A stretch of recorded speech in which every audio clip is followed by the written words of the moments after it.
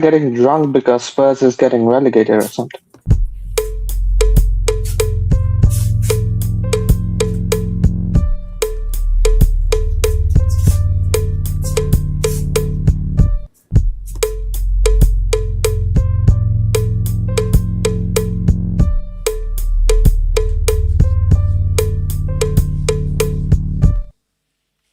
We're back, we're live, we're back, we're alive, we're back, we're alive, we're What live. is this? What is what? What is this?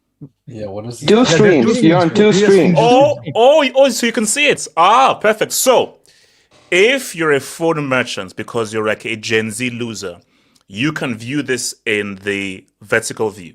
So if you're on the phone, and it's much more ideal, you can use your phone and view Bro, it. this is a horror show. No, What is it? this is a horror show. No. Basically, these are the two. So basically, the guys on the panel. What you see on the left, actually, streets. Do you see two streams, or is it only us on the panel? I think only us on the panel only see two streams. No, everybody. I think everybody sees two screens. Bro, I'm seeing two screens right now, bro. I don't know what I'm seeing. Bro. I'm seeing two screens. No, it's only for us on StreamYard. No. It's only for, no. I just checked. It's only for us. It's only for us. So guys, but what is that though? I don't like the way that looks, bro. No. So basically, I'm subscribed, man. I'm subscribed. Okay. Look. Okay. Are you happy now? Okay. Are you happy now? Okay.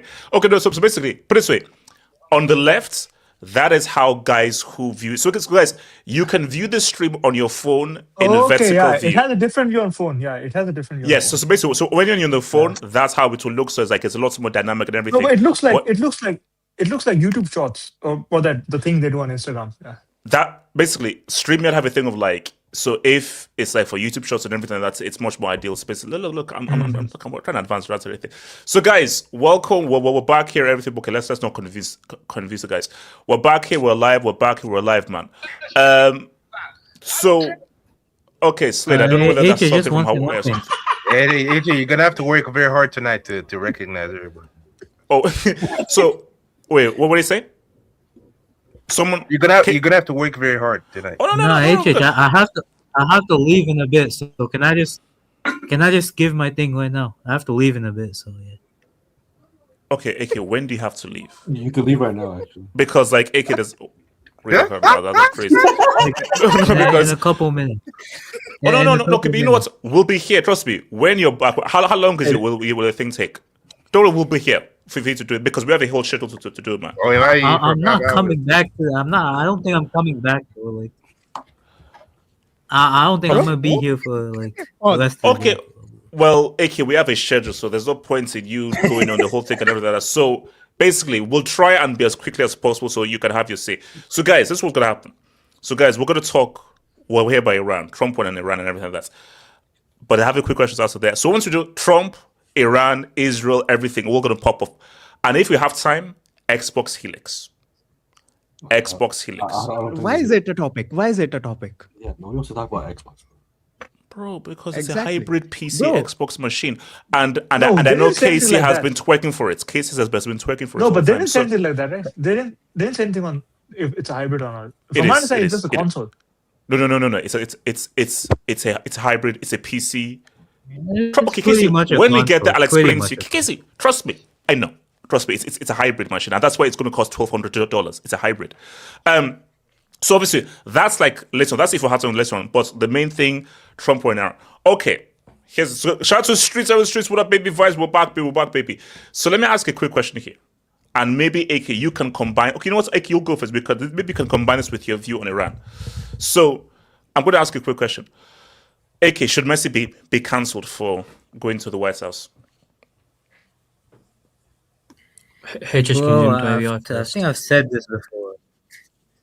But I think I've said this before, like on Say this it again, channel, then so we can't remember. if you look at if you look at sporting stars or any celebrity as like an idol or like a person you aspire to be in terms of like a humanely good person, like bro, you're just dumb. Like there's celebrities, the sports stars. When I was a teenager, I used to love the Rock. The guy's a footballer. Like what? Bro, the guy's a basically, you're footballer. saying okay. Like, So you're saying that. So people saying that like my goats let me down are dumb, imbecile morons. That's what you're trying to say. bro, they shouldn't have even had that expectation in the first place. Like, bro, the guy stopped studying when he was 15, bro. Like, what are we doing here, bro? Wait, so you're calling You Messi stupid? expect him to have? Are you Like, calling he the goat hasn't- stupid? AK, are you calling the goat stupid? Bro, Dumb. He was left back. Ricardo is the biggest. Ricardo is the biggest Messi fan on here, and he even called him autistic, bro. Like, what are we doing here? Like, He is autistic. That's not a point. Okay, all right, that's good. Okay, so like, bro, like, talk about. I'm sorry, bro. Like, this guy has continued to do things that are politically very incorrect throughout his career. He hasn't stood for any sort of like. Bro, he's a footballer. He's a multi-millionaire. Like, Coward, bro, snitch. Yeah. What expectation should I hold him to? Like, I only look at him as a footballer. Like, I don't look at him as like an idol or someone like to like hope for something. Like, bro, like, what else do you want me to say on this? Like, They're playing on the same team now. Okay, so AK, since you're about to go, have a say on Iran and I'll go to Iran. So what's your say on Iran? I mean, like, in terms of what? Go America, go USA, go USA. Wait, where's that? Sorry, keep going. Where's it? Go for it. Yeah, I think ultimately, like, Yeah. for first of all, school, and because of them, my mom can't come back from India because all the flights have been canceled to Dubai. So sugar. screw that. And So basically everything in Asia is just basically F up. Yeah. yeah, No, basically, but- I think like all flights to that area have been canceled. Oh no, because I thought it was only in Dubai things are No, where but she- F up in Dubai. No, H- but you can H- ask her to H- come via the Pacific. Ask like, Most, you know, China. Hey, wait, the- Casey, the- don't start the- recommending those any kind flights of Jeje, kind of Ijebu airline, please. What? Okay, relax. Is it- No, I'm talking about. No, I'm I talking said about don't kind of recommend any kind of Ijebu airline, please. Protect AK's mom. Sorry, AK, wait a second. I think ultimately, like, for me, there's two ways of viewing this. The regime in Iran is an objectively bad regime in terms of like it denies all sorts of freedoms to many different people. So it's objectively a bad regime, and it had to go because it is an objective bad regime. But you can also stand on the fact that like you're basically, can you hear me properly? Oh, wait, AK, we can hear you Yeah. crystal clear. I mean, you still have a list Ah, but crystal clear. because You go, keep going. my screen's a bit frozen. That's why. So like, here's the thing. Like, you can there is that opinion, and I think that opinion is a completely correct opinion, especially for. I'm not from Iran, but all Iranians who have that opinion, they're We know completely this. right in having that opinion because the Islamic regime is, by all metrics, in terms of what it does to its citizens, a very bad regime. But you could also have the opinion that you're basically legitimizing like attacking countries that you don't agree with, like that's a thing here. Like, for example, like I don't agree with like a lot of what Trump says. It's not like, but like if a foreign country attacks like America and attacks Trump, like that's scary at the end of the day. So like, No, because yeah, it's okay, I put both it like sides this. you can view it, but I think ultimately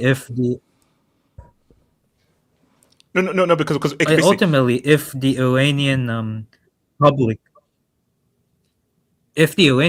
are able to get a leader that transitions to any sort of democracy and some sort of like secular democracy that they are hoping for, that's where like the whole thing is like, okay, this guy is gone, good.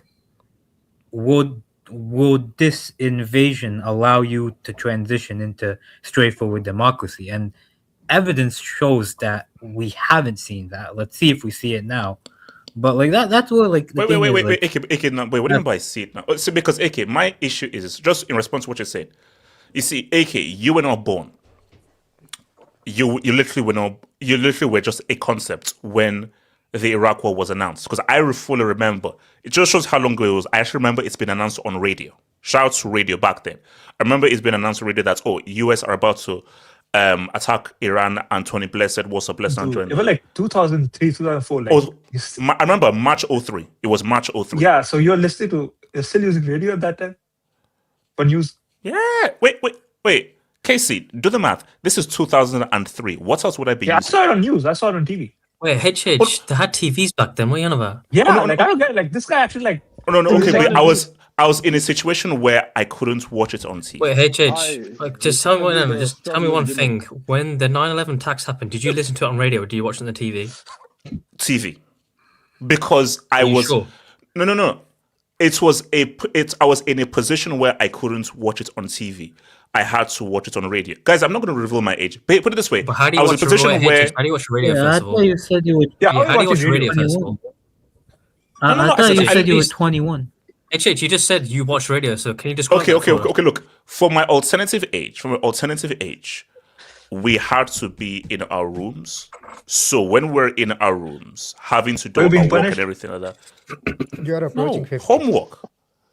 Yeah. So this is my alternative age. My alternative age. So So you were born like I had it on 86, radio. 85. You were No. born in 70. Wait. Okay. Casey, no, I wasn't. Because I said this is my alternative. Casey, I'm 21. Yeah, This is my alternative yeah. age. So you're like 27. No, this is Okay, my I get no. it, It's I get my it. fake age. My fake age. Okay, got it. Yeah, you This is were my 17, real you were age. 17. So Yeah, you were for 17. my fake age as in my not real age, I heard it announced on radio in old. Is that the age on your passport? Okay. Let me just okay. So Wait, here's Is the it the same age where you are okay, approaching? I'm gonna start missing guys now. Okay, this is I'm gonna piss off. Okay, so here's the thing. So my thing is that AK.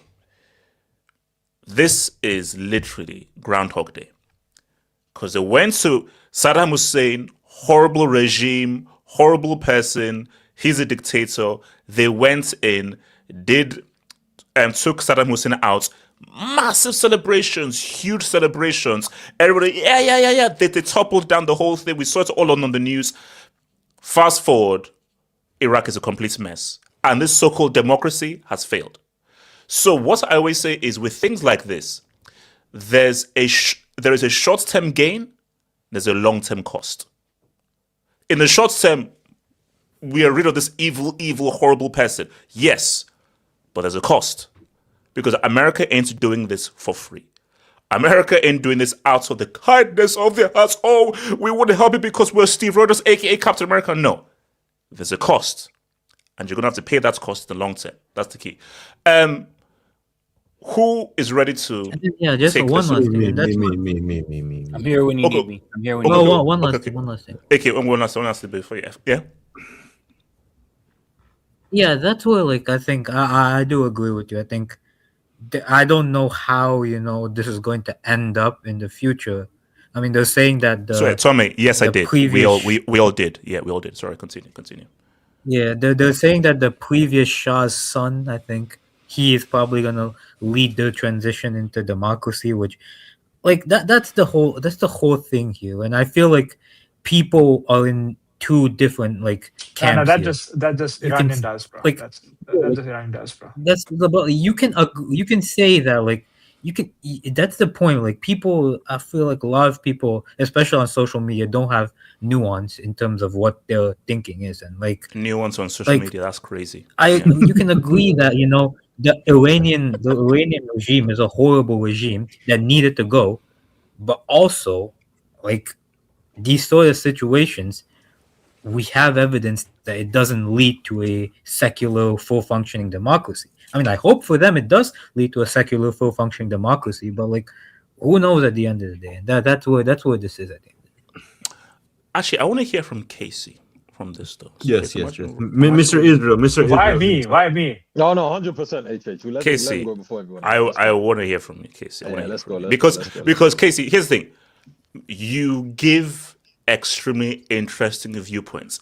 Most No, of them but my point actually very Most of them critical. I disagree with, but that's the beauty. That's why I like these Oh, yeah. shows No, because but I disagree I with don't your know. points and I like why I Wait, disagree. I don't think you're gonna disagree with me on this though, but I think this. Okay, My go thing, for it. Let's see. if Let's you- see. if they- there's a Can you matter, wait, Casey? Can you also tell us what book you got your information from before you? Casey. I mean, there are a lot of books on this now. bro, Iran is a pretty. Was it a book from 3,000 years ago? Casey, grab the mic. It's not the Bible. Nah, just some The- No, I'm not just talking some about stupid the white man coming history. from an American university. All right. Okay, Casey, can you press the mic? Casey? Is that no man? Oh my god. Yes, it is. Yes, it's No, it's but I think it's like there with Iran, you just have to be. I don't think Careful, Trump careful really is wants the a word. regime change. Careful No, I is don't the think word you're Trump. looking for. No, but I don't think Trump wants a regime change. He has been more or less. He has said that, like basically, like he doesn't want a regime change. I think like he just wants Ayatollah who is basically going to sign a deal that he wants. I don't think he wants like a democracy or something. He just because if he wanted that, right, this should have happened a month ago when they probably killed like what 10-20,000 people minimum. For which you funny enough didn't have a hangout, which noticing. Yeah, they killed. Yeah, they killed 10-20,000 people, and okay, no news. Wait, Just Casey, notice. Wait, hold on, wait, Casey, hold the on. genocide wasn't the right skin color. Casey. Yes, True. wait, Casey. That's true. The Vibes Hangouts happens randomly. Okay, Oh yeah, of I'm course. not And randomly. Casey. Casey, I'm not. Wait, what's the name of that white dude who's gay with the silver hair on CNN? Anderson Cooper. I'm not Hav Cooper. Oh, yeah. I'm not Anderson Hope. Okay. I'm just saying. Casey, I'm just a saying I regular man noticed it. who's trying to Yeah, moderate through it. And Well, I'm you just a both like regular men, man. so I'm just a regular man who noticed it. That's it. That's all I'm saying. Okay, all right, So that's fair. Wait, if he Casey, can we ask, why do you have to point out he was gay?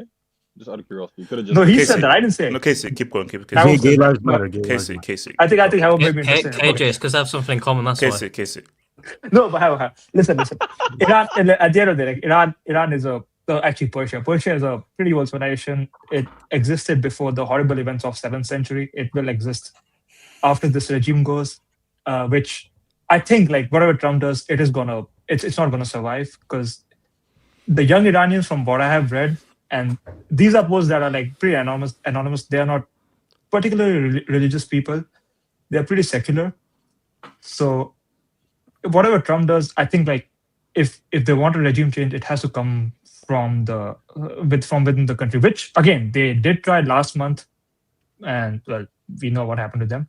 So this war, I think he basically. Do you think like a democracy can work? A democracy. Of course, can work? why not? Why not? Iran, bro. Again, Of course, it can work. sorry, why? What do you think Iran is? No. I'm just asking the questions. It's not a hold on. It's not a. Again, I'm telling you, like maybe I'm getting because I know a lot of Iranian diaspora, and they're like, bro, they're like pretty secular. They're not religious at all. You know Hokage, like that. If you think Hokage is religious, then Yeah. Shouts out Hokage. Yeah, but and same here, like from people I meet. So they're pretty secular people, from my understanding. So why even if they were not, like a democracy can still work. It's not a basket case like I think like even like Pakistan or something like that. It's not a basket case like that. Basically, it can work. Okay. That's my All right, wrong, Casey. though. He's not wrong. Wait. So Casey, here's the thing. So fine. do you defend Trump bombing Iran? You defend his decision to bomb Iran. Where do you stand on that? My thing was like, if you really cared, then you should have done it last month. Like, why is it? Because he's not even like all he has done is basically attack the military installations mostly. So his aim is, I don't think his aim is regime change. So my thing is that I would have defended it had he done it last month. This one, I just think it just way too late. It just you would have defended it if America. So of course, when they were so Casey, in your words, this is like a nothing burger. In your words, I think it's at the end of the day, it's going to be a nothing burger. I think it's going to be over within like 7-10 days. Hey, Jay, can I speak on this? That's Casey's favorite thing. No, but Seriously, no. Seriously, like aliens could come down and say, humans, we demand everything. I guess people like, nah, it's a nothing burger, man. It's only aliens. No, but I'm trying to tell you. The end result, I think the regime is going to stand. Like, I don't think he wants to change the regime. So that's why I'm trying to say that it is a nothing burger. Hey, Jay, can I speak on this? Can I add on Casey's point? Okay. So wait, hold on. VS, I didn't spend on to KJ. VS, what are you saying? So I think I think Casey is right. Like Trump doesn't really want to do democracy, want to bring democracy to Iran, and I think there has been some chatter that he wanted to kill Ayatollah and replace him with another Ayatollah and make a deal.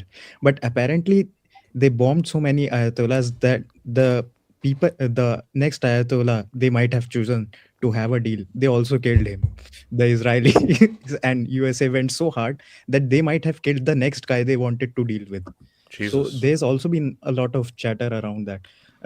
Yeah, I think Casey is right that if they really wanted democracy, then they would have went in last month when so many people were killed when they were trying to revolt against the regime, and like that was the perfect moment. I think this has been a more opportunistic thing. Like, I think it's a lot to do with uh, uh, them for oil, obviously, and I think the also in the grand scheme of things, it's like a So type of basically, so message this to is send. Iraq part 2. Iraq part 2. No, like I said, I don't think Trump wanted to drag this long. But like I said, there has been chatter that the guy they wanted to make a deal with, the next Ayatollah, they killed him too. So I think this is dragging along Wait, because of that. wait, hold up. Yes, okay. Let's just back up. So the person they wanted to make a deal with, they killed him by mistake? Yes. You want to get rid of your op so badly, you kill the next guy. That's correct. Oh, wait, hold up.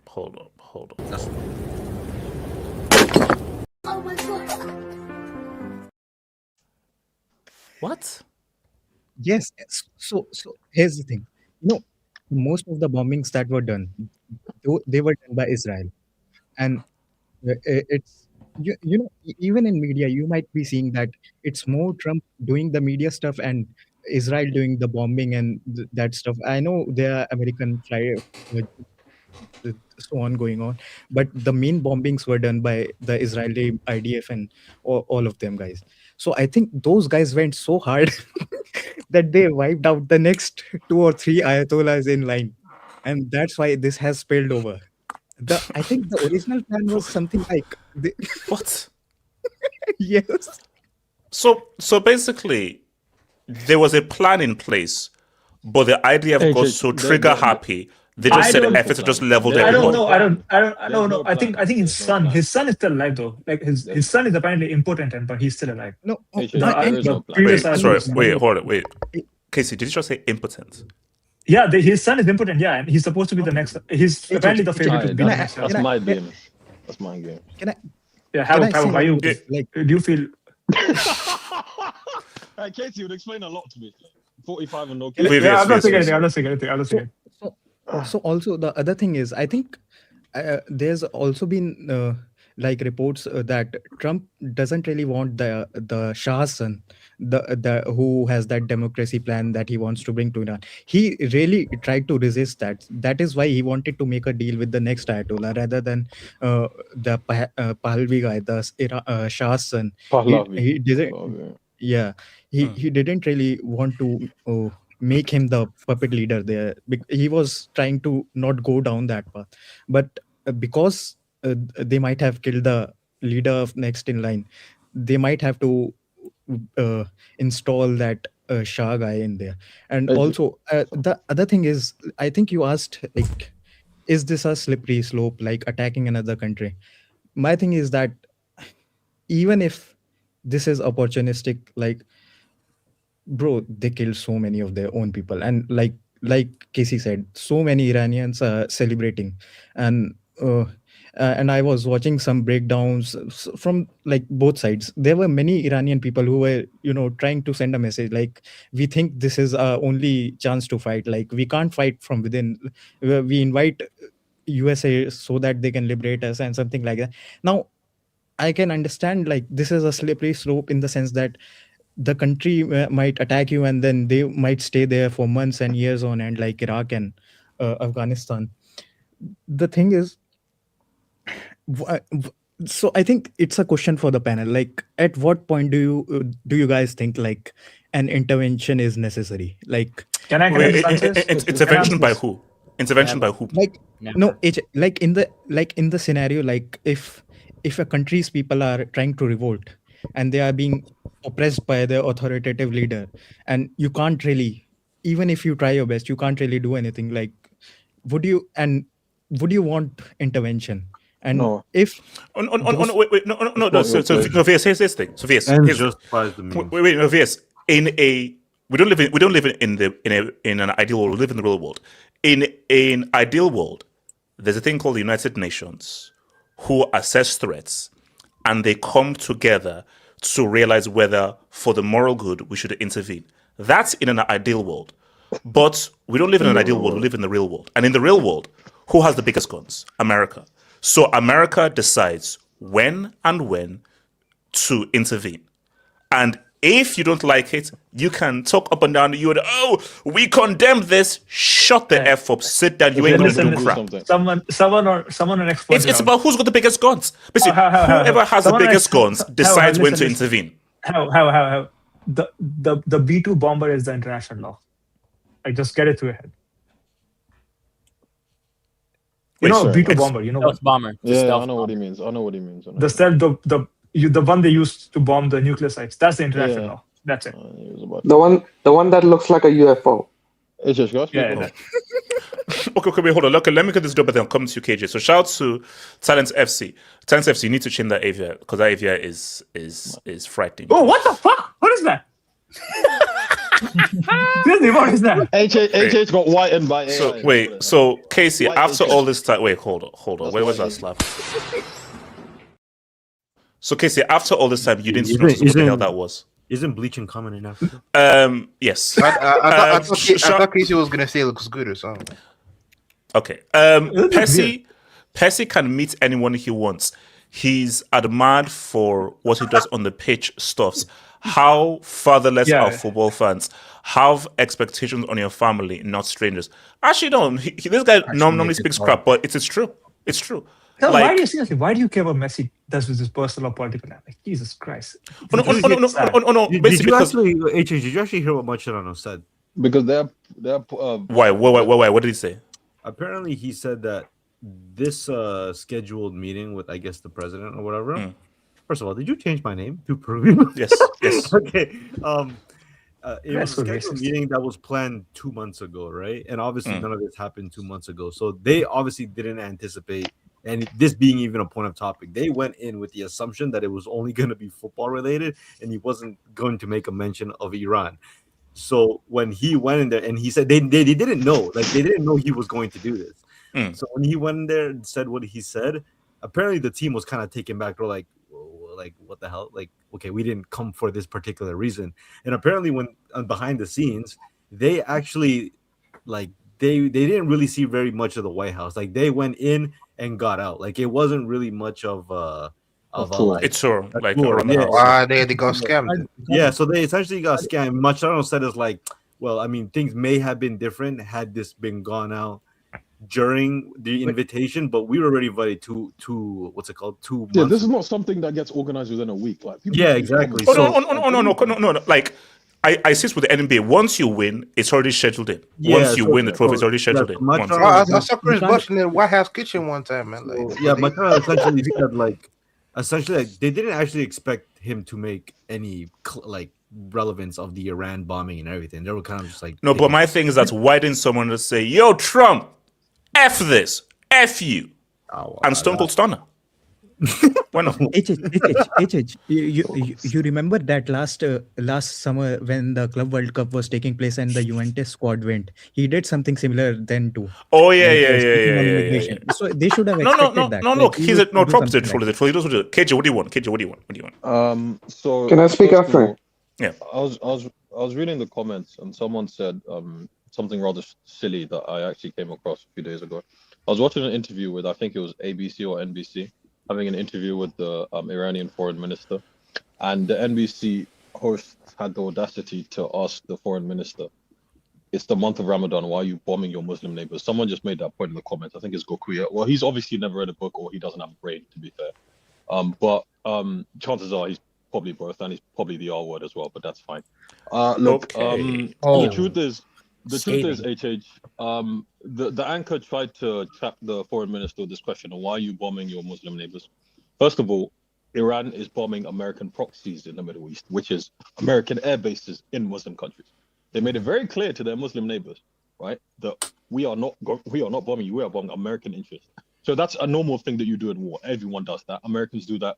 That country next to that country that's I don't even say their name anymore because I refuse to. That country that's occupying Palestine, they do that as well, right? So that's the first thing. The second thing, I've been funny enough when I joined this thing, I was actually watching a BBC broadcast, and they were talking to various people in different places in the world right now, including in Tehran, and they were talking about what the White House has been saying about why they've started this conflict. So before they were saying that it was because Iran had refused to sign their deal, right? And they were on the review. They were going to go to the negotiating table. But now Trump is saying that he wants, in his words, total surrender from Iran. So this is the thing. There is no justifiable reason for starting this war aside from appeasing Israel. Let's just get that out the way first. That's the first thing, right? That's the first thing. Appeasing. So you're saying that Israel pressured America into doing this bombing? From the start of time, from the start of when that country was established, they have wanted nothing but total control of the Middle East. And as long as Iran is there, 3,000 years ago, KJ. Yeah, and as long as Iran is there, they're not getting that, right? So they've always seen Iran as a threat. Netanyahu apparently read a book on it, which I obviously would never read. Why would I do that, right? So to them, they want total control of the region, and as long as Iran is there, it's not going to happen. As far as what the US has been doing, they killed the Khamenei, of course. It was it was a brutal regime, of course. Let's not deny that. The trouble is, what the foreign minister said is that what was America's objective? America expected within 7 days the regime would fall, Iran would agree to all their terms, and that country in the middle, that country that's occupying Palestine would basically get what they wanted, which has obviously not been the case, right? And it's not going to be the case. America knows that they're not fighting Afghanistan, they're not fighting Iraq, they're fighting Iraq. This is a very different proposition to any other war they've had in the Middle East before. Whatever happens to this country in terms of whatever war gets dragged into, they can only blame one person. Trump is you see what it is? Trump makes a mockery of the US presidency, right? Look, he's an entertainer. The guy's an entertainer. He's a celebrity. Yeah. You have to understand that Americans, right? I obviously didn't vote in the last election, and I never will, because Americans are very stupid people, HH. You have to understand that. Ouch. They're very, very stupid people. I'm telling you right but now. it's true. No. KJ, what passport do you have? I've got Gambian because my parents are from there, and I lived there when I was a kid, and I've got American. I've got the accent because I lived in England. So are you then as well stupid? No, but I'm not American. There's a difference between American and having a passport. I have a passport. I'm not American. No, this is true. Is it that kind of thing? No, put it like, I have the red British passport, but I'm not British. I never call myself Precisely. British. So. I call myself HH, they're blue nowadays. What you do? HH, sorry, you sound British to me. So HH, how old are you? They're blue nowadays. No. Well, mine is red, so. Yeah, check it's not expired. You updated your passport. No, HH, check it's not expired. You need to update that shit. I'll be honest. To me, I'll always maintain you're from where your parents are from. It doesn't really matter where you live or what passport you have. My parents are Gambian. I was raised in a Gambian household. KJ, you saying I'm not Canadian? Are you saying that Canadian? Mate, you can be whatever you want, but I consider myself Gambian. Barry, he's trying to tell me what I am. What answer? So, no, honestly, right? HH, I'll be honest. The thing with Americans, like Obama didn't bomb Syria, by the way. They're very stupid people, right? In the sense that they're extremely impressionable, and the political parties they have pit them against each other on the stupidest shit, right? They have a political system whereby billionaires can buy influence, and because of that, and all these billionaires, all these tech guys, they can influence them very easily with ads, with whatever, with technology. It's very easy because Americans, a lot of them, right? They have the most advanced economy in the world, but they also have one of the most unequal and one of the most unhappy, right? Because once again, they are controlled. Wait, you're saying most Americans are unhappy? I know. If you look at the indexes on happiness within countries, America is one of the unhappiest countries in the world. It's just what? Yeah, they are Western countries. Wait, hold on. Wait, hold on, Casey. Do we have a book on this, Casey? No, I don't, bro. I don't follow the happiness indexes. Like I find it boring. Okay, but no, but The Casey, UK is even like worse. Casey, your homework for tonight is find a book on happiness and see whether KJ is talking facts or That's crap. ChatGPT. Jesus Christ. No, HH. No, book. Casey, I need a book. You're our book guy here, so. Let's be honest, HH. Countries with this high rates of mental illness and all that kind of stuff. There's a reason for it, HH. I think US is Americans- ranked 24th in happiness index out of Americans- 147 countries. Take them to Magic City, they're gonna be happy. Sorry, what? So there's no. This is true. This is true. And Hold on, so Casey, they're in the first Casey, don't judge. Magic City, Atlanta, you'll be happy, bro. You'll be happy, man. Okay. Once for you see one all night, that, once you one see night all that only. TNA. KJ, continue. Okay, You're the only gunner. KJ is talking. KJ is talking. Casey, KJ is you bring talking. up that stuff. Casey, Oh my KJ God. is actually That's talking, so pervert. that's He's a true. pervert. Don't He's talk over absolutely- his call. KJ, keep talking. Casey, are you This from is New the York? This is the thing, HH. You should've They're started. very You should've started. HH. This is the thing. They're very, very stupid people in general, right? Because they let people control them, right? They don't have rarely ever have a mind of their own. Well, that's how Trump got elected. So what do you expect? And the last point, in a normal society with normal people who have sense, after January 7th, after everything that the circus that exists around Trump, January 6th. January 6th, after the circus that exists around Trump, no sane Fake normal news. person, Fake news. no sane normal I didn't person, vote for this. Whoa, no sane normal person would vote for a guy like that to be their president once again. But this is the thing, actually. This is what happens when you don't understand economics, right? And this is what happens when, once again, you're controlled and you run for election, you vote based on arbitrary issues rather than actual issues. Like, this is the thing. Like I said, the wealth gap, everything you want to call it. This country, like I said, people in this country are just not like. They don't. This thing, you have to understand. You have to be outside of America and then for long enough, then come into America, right? To understand. So I want to just stay here just for a brief moment because this is a sentiment still believed in England. Like you ask any English person, America, oh yeah, stupid, dumb. They're stupid, they're dumb, illiterate, just idiots. Is it fair to say that the average American is stupid? Is that fair thing to say? Or is that an unfair Stupid compared to assessment? what? Stupid compared to what? My thing is this. Just generally dumb. Just in general. No, just like IQ-wise, in terms of just knowing history, knowing basic things, knowing basic facts, common sense. No, you mean IQ? Uninformed. No, I think it's No. Actually, that's actually a good question. Uninformed. Yeah, Uninformed. Yeah, that's fair, right? they are what's his ignorant. name? They are just Again, but ignorant. compared to what? Compared to what? There's a lot of wait, misinformation. SSB. Wait. Hold on. KJ. So KJ. SSB 28 in the comments. Yes, I'm very pretentious. Yeah, I call me pretentious, please. Mate, whatever word you want to call me that. Pretentious, I don't give a fuck. Because when it comes to what you have to deal with in this country, as far as mind control, when it comes to just the basic things, HH, like HH, the way their politics work, right? Wait, hold on, J-Chokin, that's cap. J-Chokin, that's cap. That's cap. It's very simple. Call me pretentious if you want, right? Because my thing is this. I was born here and I've lived here for almost 6 years now. But I spent the other 18 years of my life outside of America. Sorry, the other 20 years of my life outside of America, right? So if you want to call me pretentious, that's fine. Because I've also, just a bit of background. I've also lived in a country with a dictatorship. I'm from Gambia, right, which had a dictatorship for almost 22 years. My family was very, very close to this because it's a very small country. So whatever you want to say as far as leadership and just everything, the kind of organizations my parents have worked for, whatever you want to call it, my education itself, I consider myself very informed in general.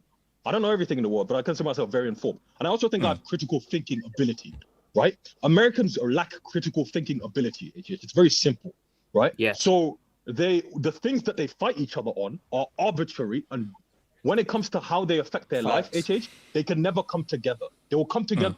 They'll be divided on They'll come together on the most stupid shit, and they'll be divided on the most basic human needs. That's why it is. That's why I call them ill-informed and stupid and easily impressionable. That's what I call them. Because if you want an advanced country like this with information, right, to clarify what you're being told and you refuse to take it, I consider you purposely ignorant, ill-informed, and stupid, to be fair with you, right? So that's the first thing, just talking about Americans in general. So yes, please call me pretentious. Put it in all caps, say it as much as you want. All of you call me pretentious. I can give a fuck, to be fair. That's the first thing. Cage's the second pretentious, thing- all caps, street Yeah, stuff. I could- Keep going. Cage. Once go. again, I could give a fuck. So that's the first thing, right? That's what we need to The get second trend thing, going in the when it comes, streets. it is when it comes to this war, right? Like I said, it was ignited by that country in the Middle East more than anyone else, right? The truth is, right? My problem is this: a foreign country going into another foreign country to kill a leader. Where do we draw the line? What at that point, HH? What do we actually draw the line at? In society? No. But Cage, this is how the world works. Like as I said again, the reality of the world is whoever has the biggest guns does whatever they want. And if you have an issue, basically it's like in the playground.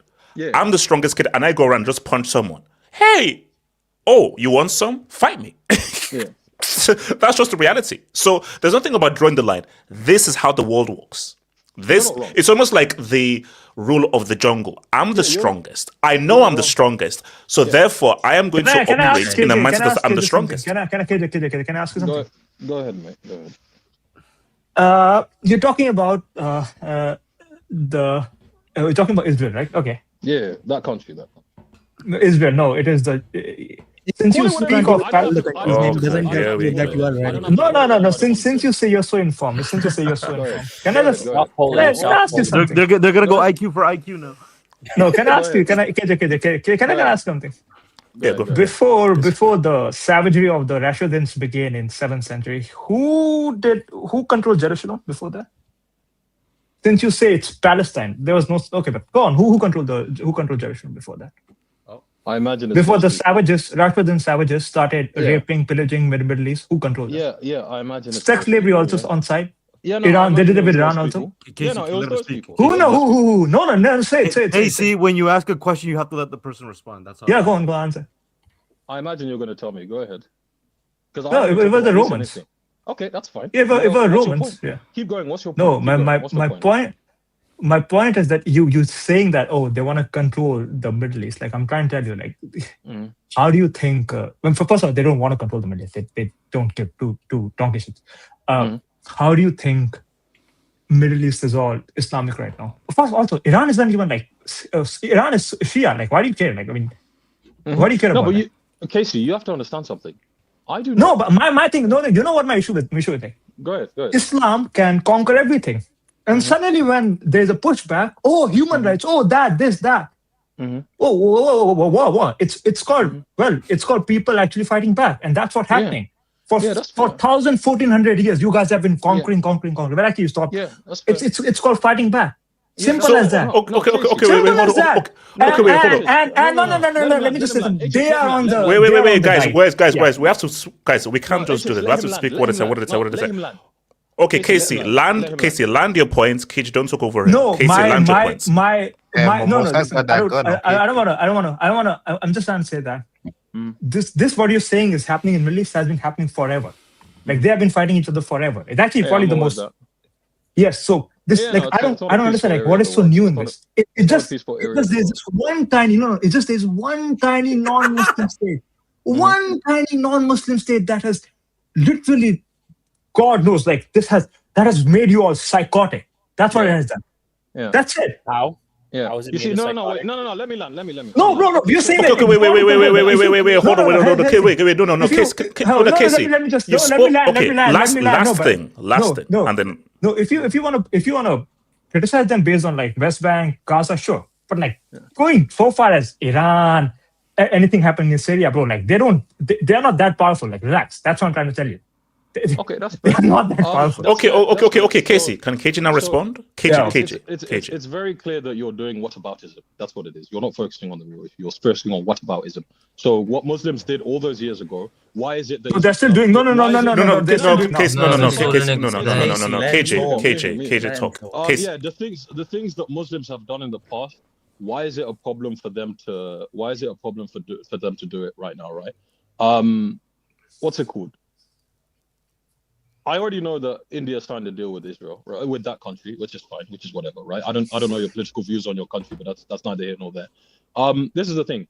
You're starting this whataboutism because you're talking about the group, what Muslims have historically done in that area and what they've done to the world and all that stuff.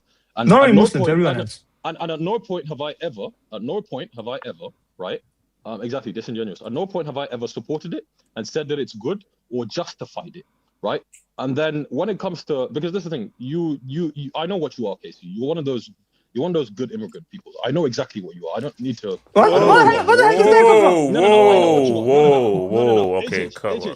It's not particularly difficult. It's not particularly difficult to understand what Casey is. So when you're having discussions with people like him, he's gonna try and bring in whataboutism, like he just did, right? He's gonna try and point out to that, and then he's gonna obviously ignore stuff like what Western people have done, particularly in a place like Africa, right? He's never gonna bring that. Have I done that? It has to Have I be, done that? No, because wait, KG. Just wait, hold on, KG. Just respond to what he said and let's get back on topic. No. KG, respond to what he said and get back on topic, KG.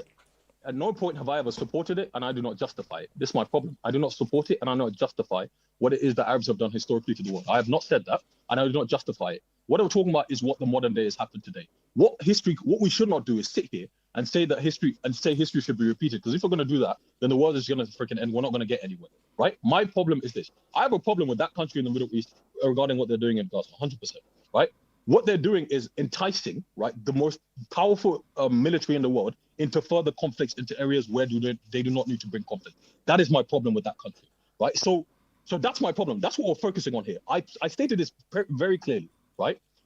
What that country has enticed America into doing is just breeding further instability, right? Whatever happens economically, right? We're already feeling the effects of this, right? One of the first reasons why there was I don't know if we call it economic crisis, but increase in cost of living in the US was the Ukraine war, because of commodity prices around the world, whatever you want to call it. No. This is going to further exacerbate that, right? If Iran starts doing whatever Iran wants to do. But wait, hold on, real quick, because see, Casey, my thing is this. I can almost use the example of, again, let's take it back to 03. Also, then I need to respond. No, wait, just really quickly. So the UK obviously is an ally to America. And I remember everybody in England was like, we should not be going into this freaking war.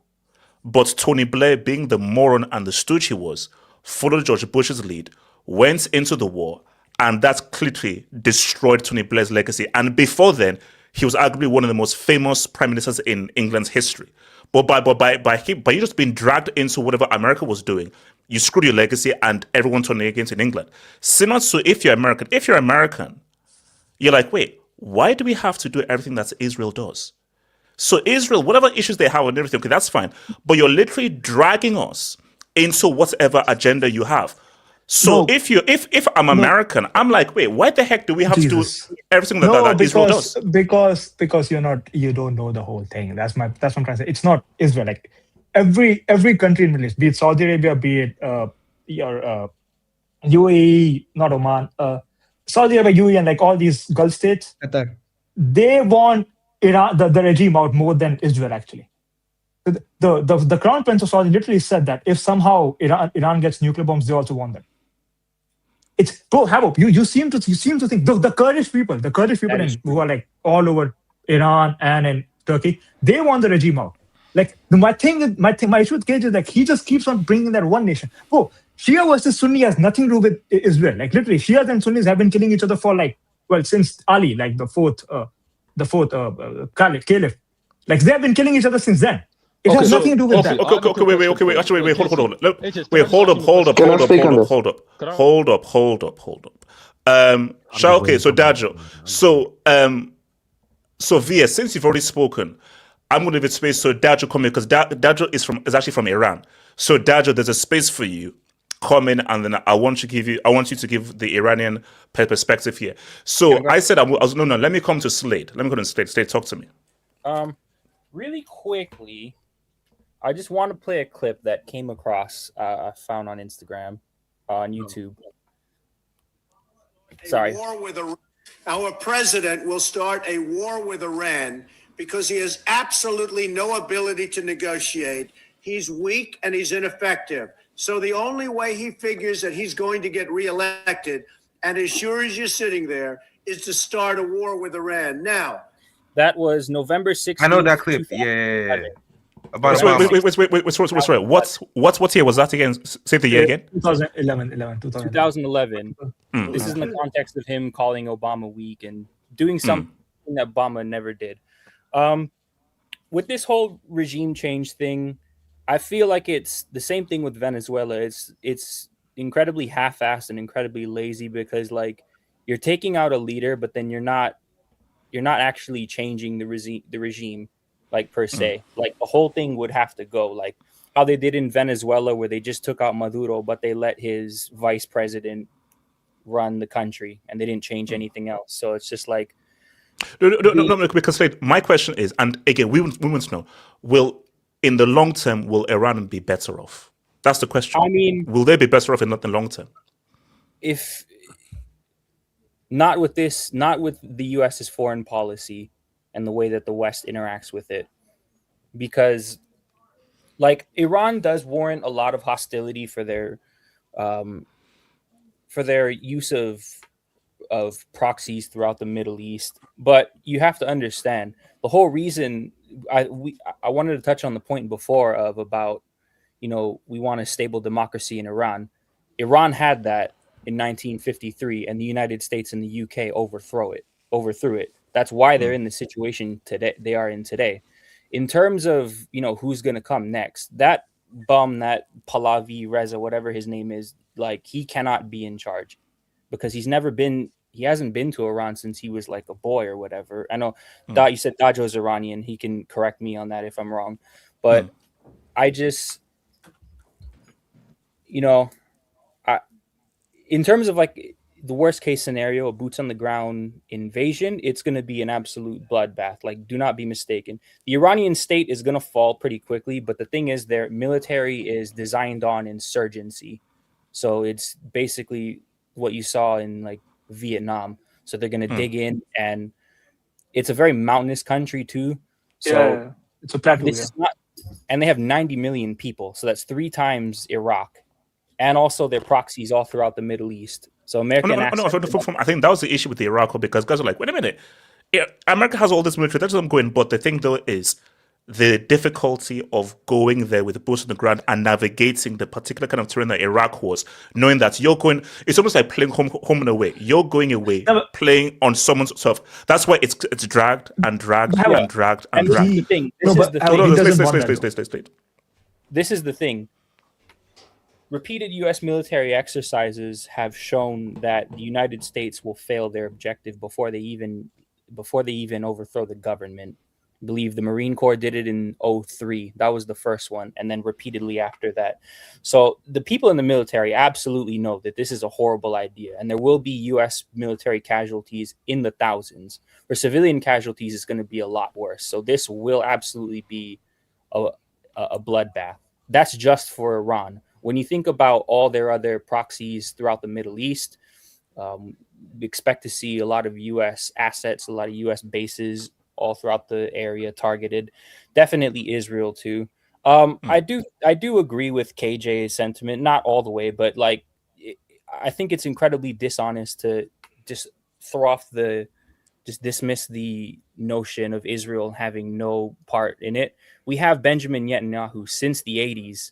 And since the 90s on video saying, we need to overthrow Iran. He literally testified in front of the Congress in regards to Iraq. He said, overthrowing Saddam will have numerous positive reverberations throughout the Middle East, basically verbatim. So it's just they absolutely have something behind it, to the extent that, they're pulling strings. They do have a say in it. You have to understand too, finish on this. Right, the main organism of how the U.S. overthrows governments is the CIA, and when basically the CIA overthrew Iran in 1953, and that was their first big win. That's what kind of inspired the United States to be like, we can really do something with this. And in 1979, I think 26 years later, it blew up in their face. So the CIA has had like they've had it out for Iran for a while. But I mean, like when Casey said it was a nothing burger, I do kind of agree in the sense that, the 12-day war with Israel how they were like launching missiles at each other. It didn't really, at least in the short term, it didn't amount to anything worse. So I mean, hopefully, best case scenario, it's just very low level conflict. But yeah, that's my take for now. Let me come to so Dajo, who's from Iran. Give us your thoughts on this, Dajo. Hello, can you guys hear me? Yes. Okay, so to be honest, I don't know where to begin. It's a really complex situation. What exactly do you want me to target right now? Because there's so many. Okay. Let's start with this. Do you think, is this based on where Iran is right now, do you see this as a net positive or a net negative overall? Do you think it's overall, because there's a good and a bad, do you think this is overall a positive or going to be overall a negative when all is said and done, this invasion?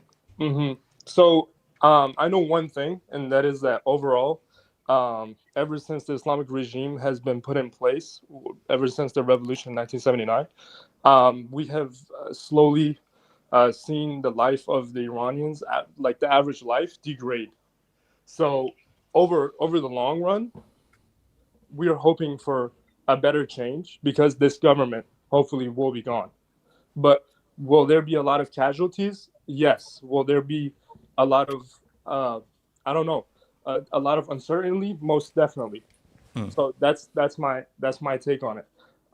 Because by the looks of it, especially this last 3-4 years, because of our government's stance in the geopolitical world, life in Iran was getting worse and worse by day. Like we had people that were trying to save up to buy cars, and in a span of 1 to 2 months, they couldn't afford that car anymore. My friend literally was trying to buy a Peugeot. I don't know if you know that car. Yeah, no, bro. That's like super famous in Nigeria. Like what the famous in Nigeria. Yeah, he was trying to buy a Peugeot 206, which is like a really decent car in Iran, based on the standards in Iran. He couldn't afford that because he was saving up for years. He had to substitute it for an Iranian car. But then when he tried to buy the Iranian car, inflation hit again. He ended up with a brand new iPhone. And then we used to make jokes at him. Oh yeah, hop in your iPhone, bro. Come here. Like inflation was slowly chipping away at people's lives. We started to see how this government doesn't want the best for its people when they poured in the streets and they started shooting the people that were just protesting. You can't say that the protests were violent. The protests definitely were anti-regime, yes, but they even locked up the Iranian soldiers that weren't shooting. They locked up the doctors that were doing surgery on the Iranian protesters. They went to the hospitals. Like a lot of people would get into the hospitals with like wounds on their on their legs, on their bodies, and they would leave the hospital with headshots. They would literally like run through hospitals, these forces, and they would just kill off any rioters that they saw. And I literally know a girl here that her cousin is a doctor in Iran. And she was telling me how she was afraid because he's locked up and he's going to get a death sentence. So like in February alone, in February alone, there were more than 500 execution sentences in Iran. And that was just in February. So look, and then I'll come to you. Okay, so again, it's impossible to see what the future is based on everything that's happened now, how crazy and violent the Islamic regime is, and how evil it has been. Do you think that in the long term, Iran will be in a much better state than under the regime after the invasion, after the war, and when America is pretty much done with trying to make a regime change? Do you think it will overall be better? I've been following literally every single piece of news that's been coming out after the start of the war, and one thing that I can give you 100% is that you cannot trust any word that comes out of these politicians' mouths. They say that one thing is going to happen, something else happens. They say that they're not going to negotiate, something else happens. They say that they're negotiating and nothing happens. For me to give you an answer of the future of Iran, I cannot do that. But what I can say is that this regime should be gone for the chance of a better future for the average Iranian. Do you think that what happened in the Arab Spring of 2011 could happen in Iran? Like, is that realistic or it's a bit hard? Can I completely rule it out? No. Do I think will it happen? I'm not sure. No, I don't think it will happen. Wait, why is that? Is it because the way the country is set up is that it's more difficult for like a Libya or a Tunisia to happen to what? I personally believe that the Iranian people are a lot more united than what it may seem from the outside. And if I had to say a percentage, I want to say 85 to 90% of people within Iran hate this regime. Why people don't believe me when I say these high numbers, like 85, 90%, is because in Iran, when I was there, like you couldn't talk about this. When I was in class, like everybody knew of this, but it was such a taboo. You can't really speak of it. It's like Iran is so much closer to North Korea than a lot of people realize. Like I remember in the book in the beginning of every single of our books, there was a picture of Khomeini and a picture of Khamenei, are both supreme leaders. In every government building, there needs to be a photo of those two.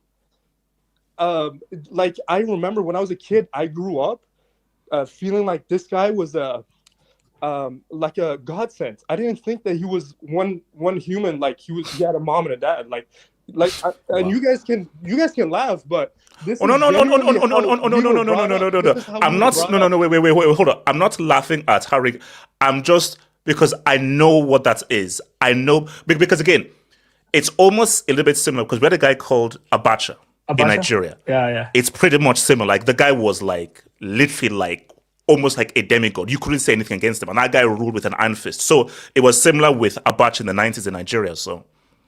Yeah, and I believe that since these last Mahsa Amini protests, I don't know if you guys remember that, over the girl that got like with the woman, yeah, because of her scarf, and this last one, which was, oh my God, this was a lot worse. And for some reason, the media out here in the West, I live in the States right now, but the media out in the West, I feel like they did a lot more covering that one compared to this one, although the casualties were a lot more in this one.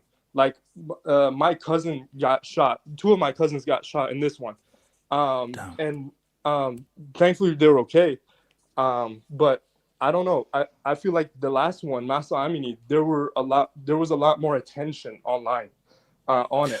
So Casey, you wanted to ask something? Yeah, Casey. Yeah. So I think you grew up in Iran, right? I was there until I was 13, yes, and then I moved. Go ahead.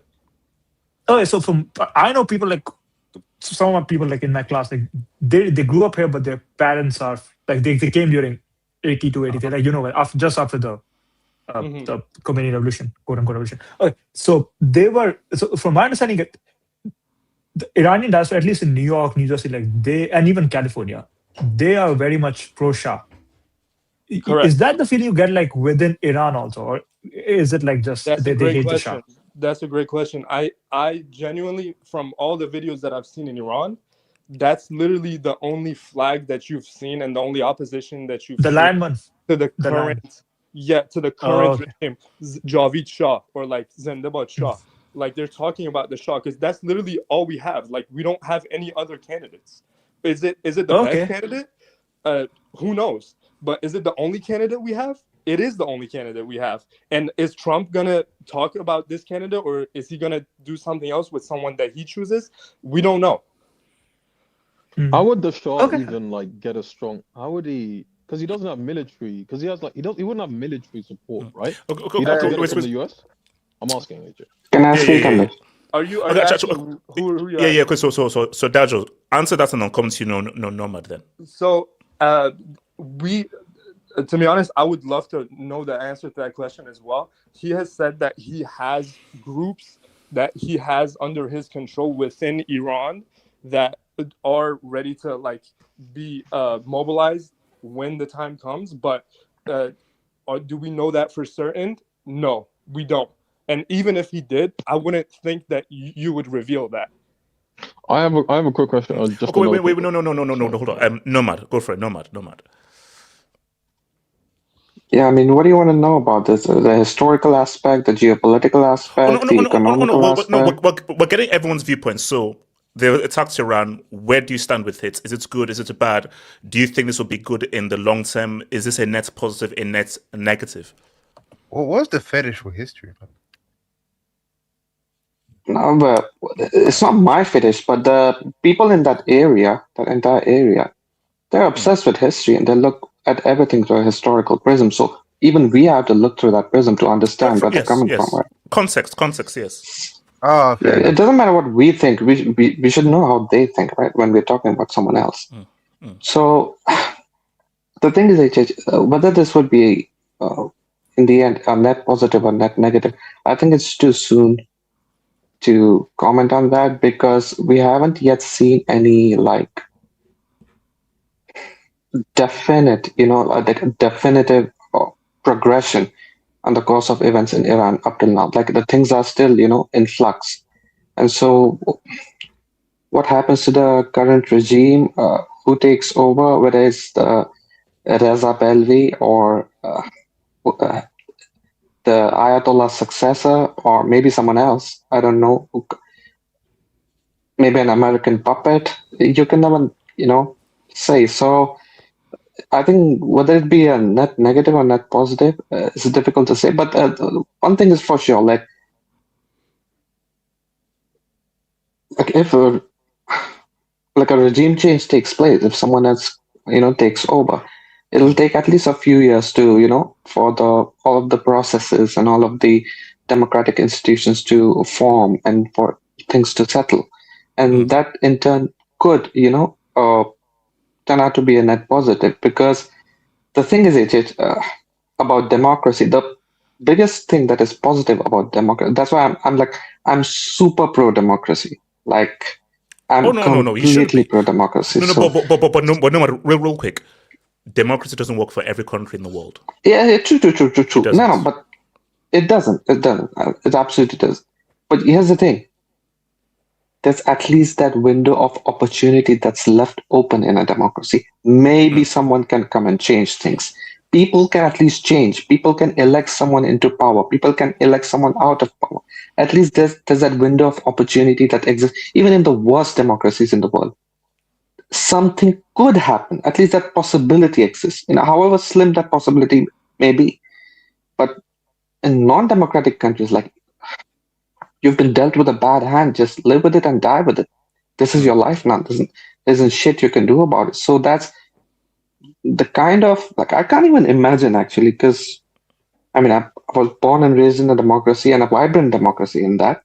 So I can never imagine what kind of a mental torture an entire people must be going through, dealing with their sufferings from day to day, knowing that nothing can ever change, has changed, and will ever change, no matter what happens. And if they open their mouth, they'll either get shot or they'll get hung from cranes, construction cranes or something. Wait, actually, no, real quick. So have you heard the allegory of Plato, the Plato allegory?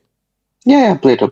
So basically, if all you've known is a dictatorship and you've never left that country, it's normal to you. You see, it's only bad if you've left that country, seen a democracy, see what life is like under democracy, then come back, you're like, oh, guys, this is crazy. But if all you've known is a dictatorship and this is how life is, you just assume that, oh, this is just how life always is. So true. That's why I said I would never know, what those people are going, because I've never went through that. So that's the thing. But if this regime survives this, it's going to be 10 times worse for the people of Iran, because they're going to come back with a vengeance. The IRGC, their militant wing, they're going to rain fire upon their own citizens. It's going to be hell. And Nomad, this is what happened in Iraq. Because the issue with Iraq is that once you left, everything went crazy. And you see, my brother made a very key point, which I thought was pretty controversial. Because my brother said that Saddam Hussein was a lesser evil than what is right now.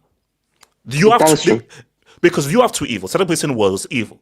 But what my brother said to me that, bro, what Saddam Hussein was, he was like the how you have wine, the cork within like a wine bottle, because he just kept everybody in check. Yeah, he kept like basically iron fist. He kept everybody in check. Once you removed him, all hell breaks loose. And when you don't know not every country is different. When you don't know the dynamics of a country, things can go crazy. Again, I speak for myself. In Nigeria, we have the Igbo, we have the Hausa, we have the Fulani, we have the Yoruba. We have so many different sects who all have issues with one another. A democracy can't work. You have to have a dictator. India has more diversity than you. What are you talking about? We have, bro. If anything, like no, Casey. India is not Nigeria. Yeah. So I can speak. Wait, Casey, I can speak for India. I can speak for Nigeria and just how things work. So no. So all because you have diversity, that's one thing. I don't know how India works. I know how Nigeria works and the issues within all of the different things. And also I've seen that. Bro, do you think Tinubu was elected democratically? Heck no.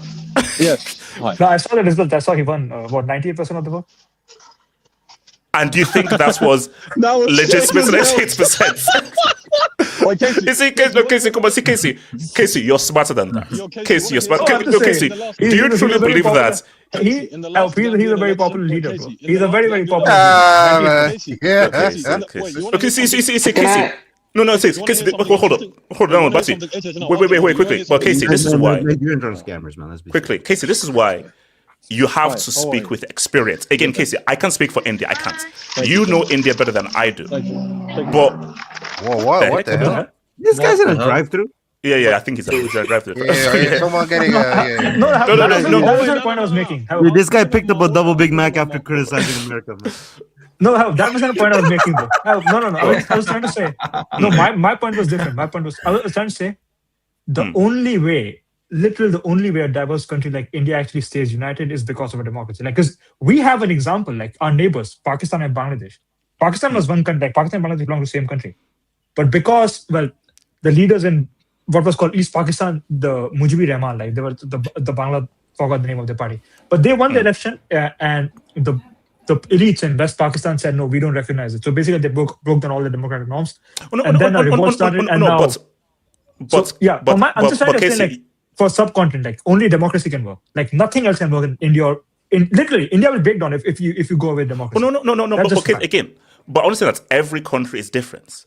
Every tribe is different. Every group of people are different. So for India, that works.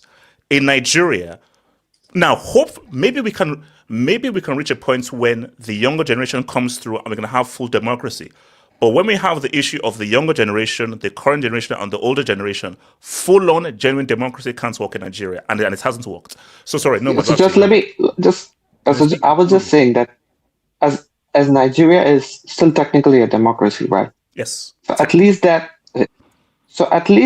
like I said in my earlier point, that window of opportunity, that window of possibility is still open. That maybe in some multiverse, in some possibility, a decent leader can come and at least try to better things, at least change the direction of the country in which it maybe future leaders can come and take over from it. Yeah, it just needs a pivot.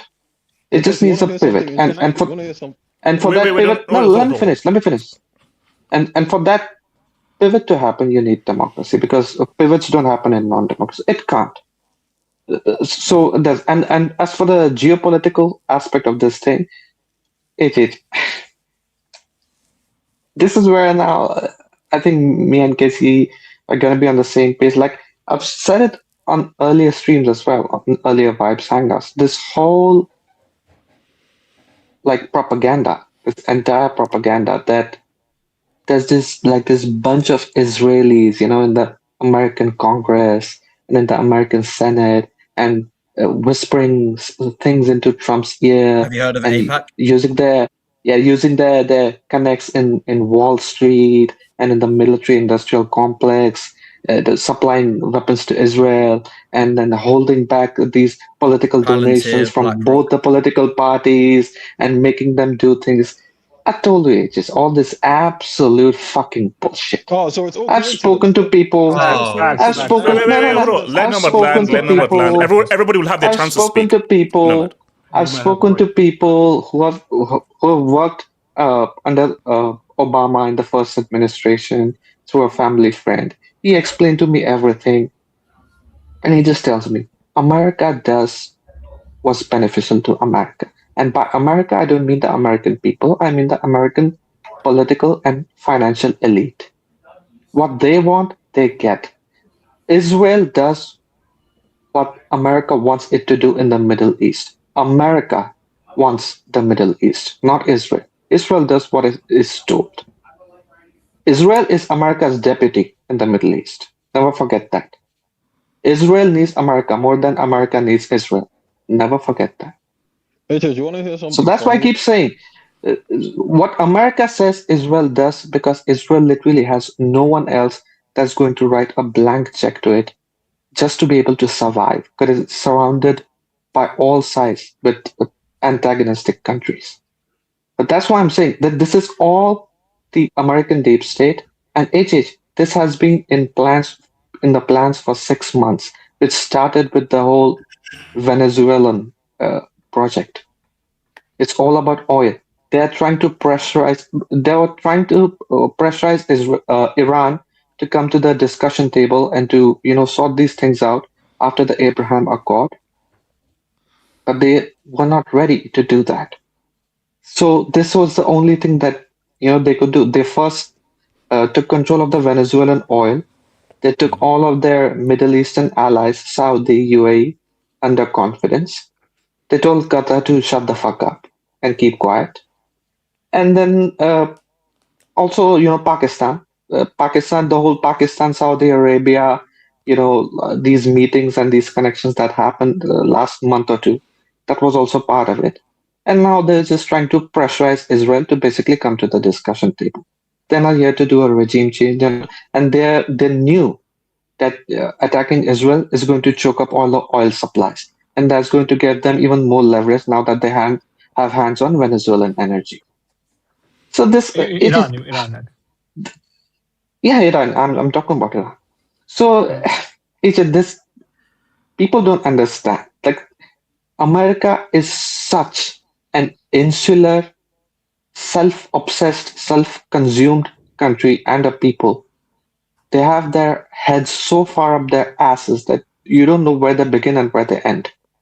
That has always been their identity. So this is all about America pressurizing Iran to basically yield and accept their demands to stop fighting with Israel.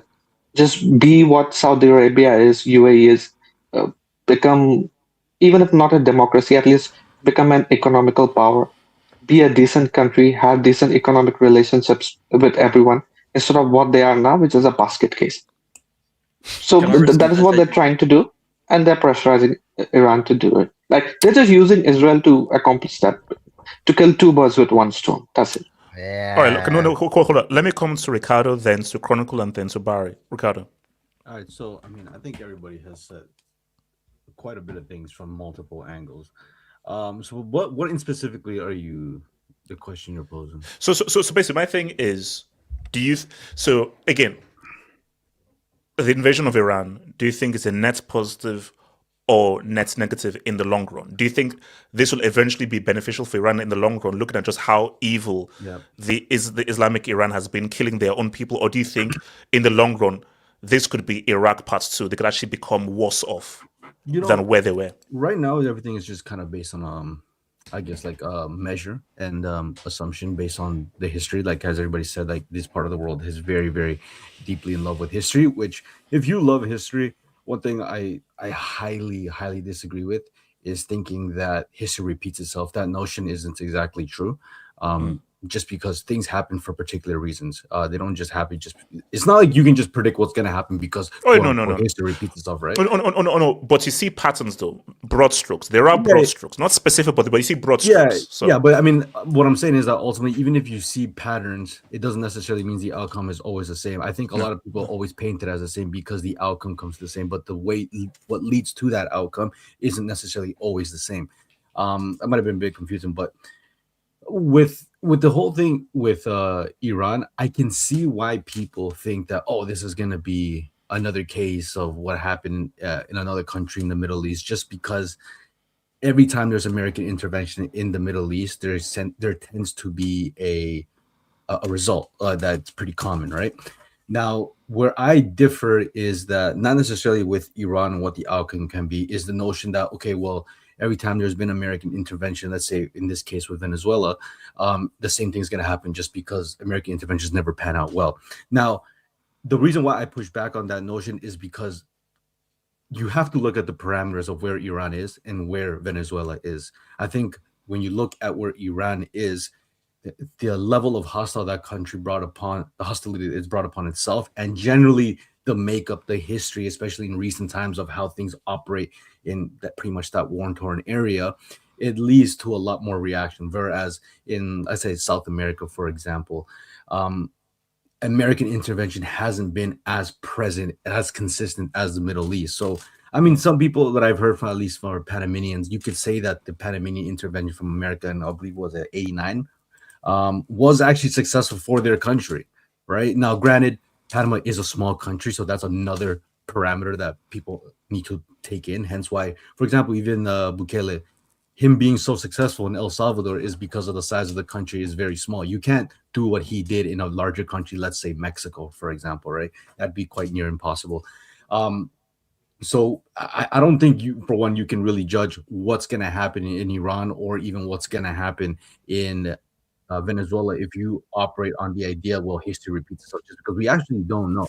I mean, that's a good way to put it. History rhymes. I mean, at the end of the day, regardless of what happens to a country, you can always draw parallels to another country. It's just that it's easier to say it after the fact than when it's happening right now. Now, could we see a situation where Iran, I mean, a lot of people fantasize about the former days before they had the Islamic regime.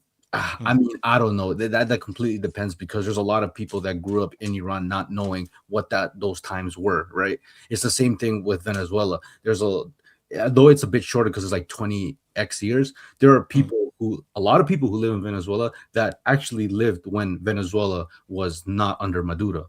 So when you look at Iran, there's a bit more time in between. So you don't know exactly what Iran could be. Obviously, at the same time, you have to, in my opinion, this is just my opinion though, like what happened in a sense had to happen to see what the outcome can be, even if the outcome could be a repetition of what happened out in the surrounding area, just because the Middle East tends to be a common pattern with American intervention. Now, for example, I can always draw parallels to this with people from Venezuela, just because I have Venezuelan family members. There's a lot of Venezuelans that fled to Peru as an extent, is that they were willing to take the American intervention just for the hope of change. Even if it doesn't work out in their path, at least it's different, right? Whether difference is worse or bad, I mean, you can't just assume. So basically, in their view, it's a net positive. Like they feel that however effed up things may be with American interventionism, it's a lesser evil than what was under Maduro. It's the hope that it could. No, what you say? Who under?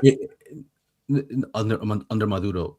It's the hope that it could be better, not if it's going to be better, right? So it's just the fact that you're selling this hope that, okay, we are liberated from this situation.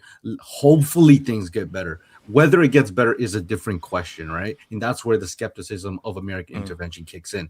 But I can see why there's more hope for someone like Venezuela when Panama is like right there, and it kind of worked out for them. I believe in the Dominican Republic, it's somewhat worked out after. So that's interesting. So what do you think are the differences of Venezuela and Iran? Because you seem that things could be a lot more hopeful for Venezuela than Iran. What do you think the differences are? I think, for me, primarily the way I see it is just the context that surrounds the area, right? I mean, for everybody that's lived under, in the Middle East, regardless of where you just always known it to be this war-torn place, riddled with war. A lot, one thing that I've noticed too, Middle Easterns don't necessarily like to identify with their national by their nationality. They tighten by their ethnic group, which is, you can see it a lot in Iran, right? Like if you here in Toronto, there's a massive Iranian population. Nobody really says, "Oh, I'm Iranian," unless they're trying to just not be too, I guess, patriotic about their situation. A lot of people who are Iranian, I think if maybe somebody here can have experienced this, but a lot of them, they do say, "Oh, no, I'm Persian," or yeah. So they don't really identify as like, "Oh, I'm Iranian." I mean, they will, just not to go through the mental obstacles of somebody who doesn't really know. But here in Latin America, we tend to identify by our nationality. So when you say I'm Persian, this is a specific group of people, right? That dates like over thousands of years. Long way back, yeah. Exactly. Whereas Latin Americans, someone who's Venezuelan doesn't necessarily have to look like you or be of the same origins. Like you can have a European Venezuelan with admixture with indigenous groups. And then so again, real quick, again, just so fun. So saying you're Persian similar to saying that I'm Incan, or is that a false equivalent? To a certain degree, yes, because that is. I wouldn't say I do have indigenous roots, but we don't even say like an Inca. That was just like the name of the empire and its people. But it's harder to trace in that. But give or take, like you can have a level of pride regarding your heritage of saying, "Oh yeah, I am a descendant of the Incan empire." But you typically Latin Americans will identify by their nationality. That's just how. Right, it's kind of like that whole joke of like Dominicans when they say, "Oh, I know black, I Dominican," right? I know black, I'm a Dominican. It's just that Dominicans they understand. They understand they're black. It's just that they identify by their nation rather than the color of their skin, right? Which is something Black Americans they've kind of lost, obviously, because of slavery and the transatlantic slavery. You're not going to hear an African American be like, "Oh yeah, I'm Nigerian," but like there's no connection to Nigeria because of the years passed by. So we're trying back to like the whole Iran thing. Like if you're a betting man, you would probably think, which what Nomad said, if the regime stands, things can get a lot more hostile, because typically this is how it goes, because they're trying to reclaim their territory, and obviously people who are loyal to it, they have to be more hostile as a result of somebody trying to overthrow them. And I think it's for anybody who disagrees with it says like, "Oh, this is only going to lead to bad." I think it's a valid feeling, because the nature of that area of the world tends to result like that in American intervention. Now, like from why America is always getting involved, I mean, it's pretty obvious. The position of Israel, I hate to say it, but it's a very maybe special is not the word, but it's a very geographically important place for the United States. Oh, hugely. So it's massively. it literally fits that triangle of Europe, Asia, and Africa. And it's such a perfect spot for them to have a level of influence in. So by all means, like, whether Israel, how important they are to each other, I think it's definitely mutual. I guess it just depends on what the current situation stands on. You can, like a seesaw, you can say, well, it's more important for America to have ties with Israel, or if Israel is more important. Oh, Ricardo, your mic, brother. Your mic, so we can hear what you're saying. Can you hear me? Yeah. No, I'm just saying, you're good. Depending on the context of the situation, you could argue, okay, America definitely needs Israel more than Israel needs America, or sometimes you can be like, oh, if Israel might need America more than now. But I do agree. I think maybe KJ said it. This does seem like this was more done for Israel's needs, just because, I mean, when they initially bombed Iran for, the suspicion of they were building nuclear power plants just a few months ago. I mean, they could have done the same thing. Like this, their citizens being upset about an Islamic regime has been going on for so long. So why didn't they do it then? This just seems like, I mean, there's definitely more out there than what we know. But like at the end of the day, I can somewhat see from Israel's point of view, like, you've had Iran fund proxy groups that have been attacking your country. Like I firmly do believe every country has a right to defend itself proportionately, which is what I think Israel hasn't necessarily done all the time, obviously with Palestine. But yeah, I mean, it completely depends where you stand. But generally speaking, I don't think history repeats itself, and I think we'll just have to see what the outcome is to justify the means, really. It's almost, it draws back to the whole, well, was the bombing of Hiroshima and Nagasaki justified? Well, we saw the end result, so yeah, you could probably argue it is justified, but at the time it wasn't really justifiable, right? It's too soon. It's too soon. Chronicle, talk to me, Chronicle. Yes.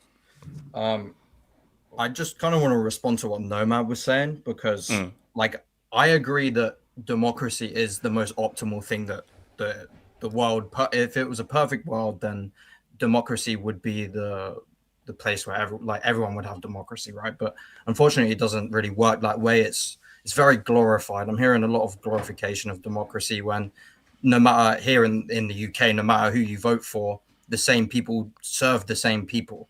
And it leads on to the fact, leads on to my next point about corporations and stuff. He believes that there's no Israeli or Zionist control over our governments. Look, let me give you a few names.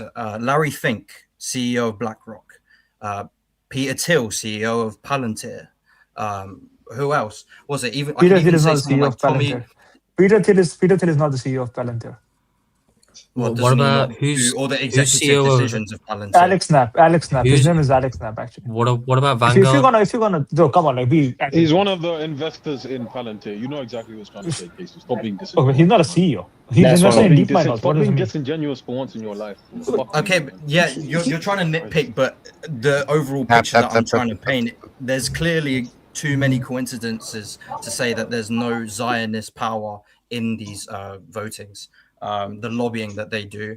Even someone like Tommy Robinson, for example, did you know that before it was called the English Defense League, it was called the English and Jewish Defense League, right? And there's a clear narrative that they want to take Muslims and stuff out of the UK. There's a lot bigger picture here where they're lobbying to serve their interests. Did you see the guy the other day who was in the, I don't know what Senate it was, but he was speaking out against Israel. They broke his arm. They kicked him out. Complete silence. If you try and protest against Israel in the UK, you can get arrested. Whereas if you support Israel, they completely walk past you. There's a clear bias. I mean, like, that's what happened to Jeremy Corbyn. Like, he said stuff against Israel, and then his career got ended. So shout out to Corbyn. Yeah. So keep going. Yeah, no, that's all I want to say. Just to be honest, you guys can discuss Iran better than I can, to be honest. But what I do know is that the fact that there's a bigger picture here for self-serving interests between Israel and the US for Iran. Like Ricardo touched on, the geographical location is massive for them. And I think that I think that there was a blockade that happened on Iran, and I think that it was made by design that all this inflation and all this stuff happened to Iran to revolt against their people. They were already bad enough, but now the US and Israel have an excuse to go in and actually implement what they want to do, similar to Venezuela, for example. So, just the bigger picture afterwards, though, Iran's going to lose a lot of their sovereignty. Just get ready for when the Rothschild central bank is sent there. Okay, so basically you're saying this is going to be a net negative then for Iran in the long run? In the long term, okay, yeah. Short term, they're going to have a lot of positive, it brings the country together. They can really look forward to stuff. But I do fear a lot for the globalization of the global power that the US and Israel are going to have. I fear the worst, to be honest, because then they can control that whole Middle East. They want to get rid of the West Bank so they can have their own canal for trade. Greater Israel, they call it. Yeah. Wait, do you mean Iran is gonna lose its sovereignty, or the Iranian people? Like, do you mean the government? The government itself. Okay, because I was gonna say the Iranian people are not gonna lose sovereignty. Like they. No. I'm talking about the government here. They're gonna lose a lot more control over their just infrastructure. But they don't have control. Wait, hold on. Let me just ask Dajo one thing. Let me ask Dajo one thing, then I'll come to Barry and then to J2S. So, Dajo, do you see a possibility that, obviously, eventually, if America and Israel pretty much win this war, that you're going to see a lot of American and Israeli influence within Iran? Do you see that happening, potentially? I don't understand what you're exactly saying? What do you mean? No, as in, influence, like influence in terms of trade, in terms of who rules you, in terms of who governs you, business. Oh, like a puppet state? Yes. Yes. That could happen. That could happen. I can't say it won't. But I don't think even if it does, it will be that obvious to me and you that Iran is being run as a puppet state. I don't think it will be that obvious to us. And also something else that I want to point out, it is true that Israel, they have been trying to fight Iran for so long because of the proxies that Iran has and it funds. They have been trying to fight Iran. They have been looking for excuses. And Hezbollah, yeah, Hamas gets, there's so many proxies. The dissent has been getting worse, but it is also worth to mention that about China. Venezuela was giving a lot of cheap oil to China, and so did Iran. Iran was using untrackable tankers where they were shipping crude oil in like large amounts to China in really cheap prices. So it was kind of like unfair advantage for China because they weren't trading at the market prices. And in this AI race, this could also be another aspect in this world where we have an AI race, a race for power and resources. This is also why Venezuela popped off first, and now Iran. There is also a China aspect to this, where the U.S. might have felt threatened by the Chinese people and the advancement of that government. Barry, talk to me. Thank you for that info. Thank you for that. Barry. Yeah, to be honest, I was here for the Xbox Helix, but here we are. Okay, J2S, grab the mic, please, J2S. So, what exactly is the question? America and Israel invading Iran. Do you think, in the long run, this will be a net positive or a net negative? I think it'll be a net positive because it is what the Iranian people have wanted for quite a while now. This isn't like a new thing that we know. Like, it's been rumblings for many, many years now. This isn't like, this has just happened and why has this happened? But it's the reasoning of why it's happening now, which is a bit suspect because, if I want to be honest, this should happen ages ago. Yes. Why is it happening now? Because there's underlying factors that we're not putting into perspective because, of course, it's going to be, say government wants this and say government wants that. It's the timing of it. So it's not exact. They haven't done it for the Iranian people. They've done it for another thing, obviously. But yes, 100%, yes. But it still helps the Iranian people. It's not the thing that was first on the agenda list. No, it's similar to Iraq. The people who suffered under Saddam Hussein, they were happy. Bush wasn't doing it for the people; he was doing it for some oil. So, exactly. So there's ulterior motives when these kind of things happen. But yeah, I do think it will be a net positive. I do think it'll be a net positive because there's actual hope that Iranian people do have now. Like maybe we can not go back to the way it was like back in the 1950s, but like slowly get to somewhere positive because the stuff I'm hearing, like the amount of executions they got, the inflation rate for just the average person. When you liken it to the likes of North Korea, that's when like people wouldn't know that. They just expect it is like a rundown country. It does have its problems here and there, but you wouldn't liken it to North Korea. Like the average person wouldn't know that. They just assume it's one of those countries where it is a bit strict and all that kind of stuff. But you'd never know that unless you know someone that comes from there and they tell their story. But yeah, I do believe there'll be a net positive. And the whole Israel, we know they do have a partnership, but it's mutually beneficial for each one. Because Israel wants to keep their interests of what they have, because you could say it's their country. Like you can debate history all you want, all that kind of stuff. People can do that. I'm not going to do that. Personally, I don't really have the time to read all my history books and all that kind of stuff. Like I don't have the time for that. But other people, they can lecture me about it if they want or not. So yeah. Think of it as I'm pro democracy. I said that I'm pro democracy, but if you're not going to be a democracy, if you're going to be like a Islamic religious dictatorship, at least be like Dubai. At least be like Abu Dhabi. At least be like the UAE. That's what I was saying. At least give people something to look forward to. Yeah, Wait, can we ask Dajo what life is like? Wait, hold on. Wait, let me quickly. So again, hold on. Actually, no, because Daja, I want you to have the final word. I want you to have the final word. So, Chaser, thank you, man. I appreciate. I'm doing my thing. Thank you. Bro, it's the first in 2 months, man. We ain't even got that. Shout out. Bro, he said thank you for these hangouts like it's every week. Man, it's the first one in 2 months. Lazy ass work ethic, bro. We were talking about this for ages, bro. Lazy as hell. Every time we say it's there, members out. Yeah, it's coming next week. No. Yeah, no. Bro, what's yeah, this one is. Bro, so the first, like, last 3 months. Barry, you could have said nothing. Barry, you could have allowed me to take the praise and said nothing. Is it the first one this year? Yes, I think it's the first one this year. Yes. Yeah, it is. Barry, hold him accountable. Wow, why? What do you do actually? better. Seriously, what do you do? Casey, you know what he's doing, man. Casey, I'm busy. Casey, I do football huts. I do stuff outside of the stuff as well. I'm meeting people. Casey, I'm a businessman. Also, Casey, do you know what was with me? Do you know how long it took to finish Shadow of the Colossus? That was taking a lot of my freaking time. Yes, Shadow of the Colossus. Wait, can I say something? Wait, hold on, Barry. What's it, Barry? There should be a 50% discount for me Shut for the up. last 2 weeks. Barry. Now, even though it hurt my pockets, I was willing to give you a pass for the members hangout because it was your 2-fan shit. But these VIBEZ hangouts. No. There's no pass. Because we had the J. Cole album, we had the Epstein stuff, and you weren't there. So, like, bro. No, I flopped. Hey, look, hands I flopped. Hey, just can I ask you a question? Jason, what's the question? What's the question? Why are you scared to be How Epstein?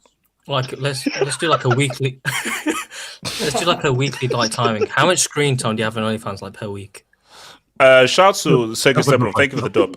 HH, the politicals merchants is world class. Hey, Sergey, remember, Sergey, we have a celebrity deathmatch between you and Money Mason happening very soon, man. Chainsaw, thank you for the dub, Chainsaw. What's it called? Hey, KJ, can you shut? Thank you. Venezuela, Iran are for controlling minerals and oil for the US. For the US migrants' problem from Iran, it will destabilize the EU. China is running out of time. Taiwan. What do you mean by China is running out of time? As in, they actually are. They're trying to take Taiwan by force. They're going to take over Taiwan. Bro. That's. I'm shocked it hasn't already happened. That's happening, bro. No, apparently there's actually been a study that China's fighting men age is like rapidly declining, so they're expected to invade Taiwan in the next like 6-7 years. Or at least they have to. No, because seriously, like almost every Hong Kong person I've spoken to has said that, man, ever since China got Hong Kong back, they're like, bro, it's been trash. How many? It's been trash. What because Hong Kong is essentially a Western country. On a scale of 1 to 10, can we ask Casey? I'm being dead serious. What are the chances of World War III in the next few years, generally? Okay. Look, like who knows? And no one knows. I want Dajo to have the final word. So Dajo, final word. Round us all off, bro. How, as an Iranian and everything, how do you view everything? Round us off. Shut up, KJ. Dajo. I think he left. Yeah, I think he just left. Yeah, KJ. Bad timing. No, KJ, you made him leave, bro. Nah, I think the white and blue got him. HH, stop lying, man. Wait, hold on, Daji. If you're out there, bro. Okay, Hong Kong people. Okay, don't. I said Hong Kong individuals, Hong Kong people, man. Say some missing dogs. Interesting. What? Oh, Dajo, wait. You got kicked. Wait, so did I kick you? Because I didn't kick you out. Of course, this guy is anti. Oh, there we go. He's back. Okay, so Dajo, round us off. Final word. I do it VS. I'll let you come back in VS afterwards. So Dajo, I thought the big Yahoo. To round. Yep, Dajo. To round it off, at least all my family and my relatives and all my friends wanted foreign intervention because they knew that within the country they couldn't do anything. Do they know what's going to happen? Is it going to be positive? No, nobody knows. It's a horrendous situation to be in. not having control over your future. Wait. Do you have any relatives still in Iran? Oh, my sisters live there. My nieces and my nephews. They were in Tehran while the first missiles got fired. I literally FaceTimed them that same night. Jesus. My sister my sister literally went up and picked my nephews up from the school because they closed it because they heard the missiles. But even they even before the war happened, everybody knew that there was going to be something that happened because the tensions were rising and they were talking about negotiations. And every time I talked to people within Iran, they were like, "Oh, so when are you gonna attack us? When is it gonna?" They sounded both optimistic and nervous because they don't have that many options. It's a horrendous situation to be in. And also another thing, when you see the Iranian diaspora outside of Iran, and they talk so much shit about religion, just know that that's not the version of religion that we were taught. Your version of Islam is a lot different than our version of Islam that we were taught in Iran. Ours is a lot harsher, trust me. That is why a lot of people from Iran have PTSD from religion. So don't think that they have a balanced view on religion. These people, a lot of them have been traumatized from that kind of religion. So when you see them online talking shit, just know that it's not the version that you're practicing, and their experience is a lot different than yours. Can you bring up this bum? Can you bring up this bum? Exclusive mindset. No. I'm not. I just want to say one thing to Dajjal. One last thing to Dajjal. Nomad. Dajjal. Yeah, Dajjal, I just hope whatever happens, a day comes when the indigenous Zoroastrians and the Baha'i people get to come back to Iran again and able to live their lives and practice their faith and be equal citizens. I just hope that happens as well. I Even appreciate Christians. it. I wish everyone can get to practice whatever they believe in, not just the people that are ruling the place. Yeah, that's fair. That's fair. Shout to Chainsaw, who says, "My dub was thanks for these streams, not that these hangers are regular. Barry, you bum ass prick. Why are you hating?" I didn't call him. I'll just add in. I was paraphrasing. Are they regular? Nah, I mean, I don't think Bummas Prick was in the dub, but no, I was that's what he meant. So just like adding, because he wanted to say that. I was just adding it. I was paraphrasing. Sure. But realistic, football heart. Hey, he's doing his thing, but here. It's been lacking. No, it's a sketch. Oh no, but seriously, before we go to the next, what do you mean sketchy? It's non-existent. Sketchy. No, but no, seriously, no, Dajo, thank you very much for everything. But Dajo, I'm actually being real, bro. So your relatives, so they can't leave Iran. So do they have like an escape plan of trying to leave, or they can't leave? No, they don't. They don't have an escape plan, and they cannot leave. No, you can't really. The best things that you can do is leave the big cities to like go to like villages that they're not gonna strike. So they can't leave Iran. So leaving Iran is out of the option. Unless you try to cross the border to like Turkey, but then again, Iran's passport is so weak that like you can't leave legally without like having a visa. That passport is weak.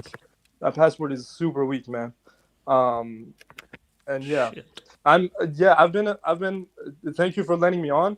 I've been watching since 2018, after the World Cup. Yeah, it's unfortunate. Well, I'm really sorry to hear that. KJ, I'll beat the flipping crap. No. I always see your name there. I've always seen your name in the comments and everything. But so I never knew you were Iran and everything. But no, you actually helped to actually bring a little bit of insight to the whole thing there. Jay joking. Delete that comments right now. Wait, so is Dajo pre-Mbappe World Cup then? No. I think no. Well, pre-ish. I think it's pre-ish, but no. I'm pre-Mbappe World Cup 2017. And Nomad, we want you back with open arms. Nomad, I'm still waiting for that Zizou discussion. I'm still waiting for that Zizou discussion. Still, it's been 9 years. 9 years. Still We will waiting. do it. The discussion will happen. Wait, what discussion?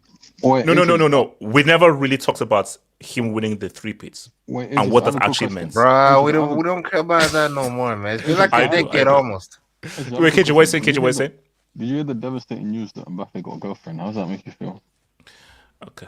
Wait, KJ, is it a real girl? Okay, so very good. No, you know those businessmen who are like. He's in a heterosexual era. He's in his Alright, okay. Man, that chick flat as hell. So basically, Dajo, thank you for your insights, praying for your people. Dajo, we are praying for all of your people, bro. Wait, KJ, are you sure that's a chick? Okay. So guys, let's now go to something a little bit much more lighter. Let's talk gaming. So guys, Casey, Casey, I don't think you understand how I roll. Can I go after Casey? The first stream in 10 months, and then we get to talk about Xbox, bro. Yes, deal with it. Okay. Can I go after Casey? Yeah. So let me bring in this. So can Xbox recapture the gaming industry? Nope, it's done. Man, so Recapture?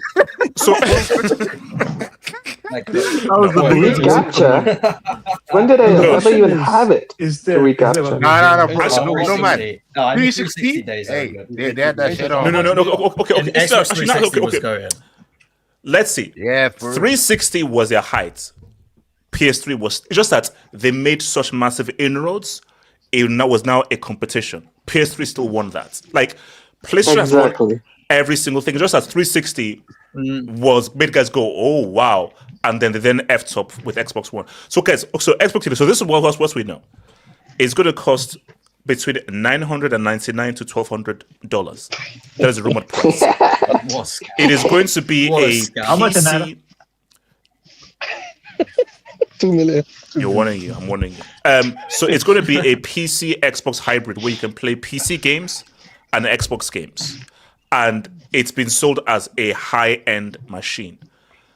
And the issue is this, and I don't know what's going through play Xbox games if you have a PC. What the fuck is this? No. Basically, the idea is you have this. You have just have this console. That has what's the name of that really quick gamer card, the RX whatever, and it's just all within a console rather than having a massive rig and a laptop thing. It's just within a console. Anything that has project in its name is doomed to fail. In my No. Wait. No. Okay. Hold up. It's the code name. It's not the final name. It's the code name. So Project Helix is the code name, not the final name of the console. It's just the code name. So basically, my thing though is that. I'm sorry, nobody is buying a $1,000 gaming console. Sorry, that's not happening. So that is essentially you're buying a laptop or a computer.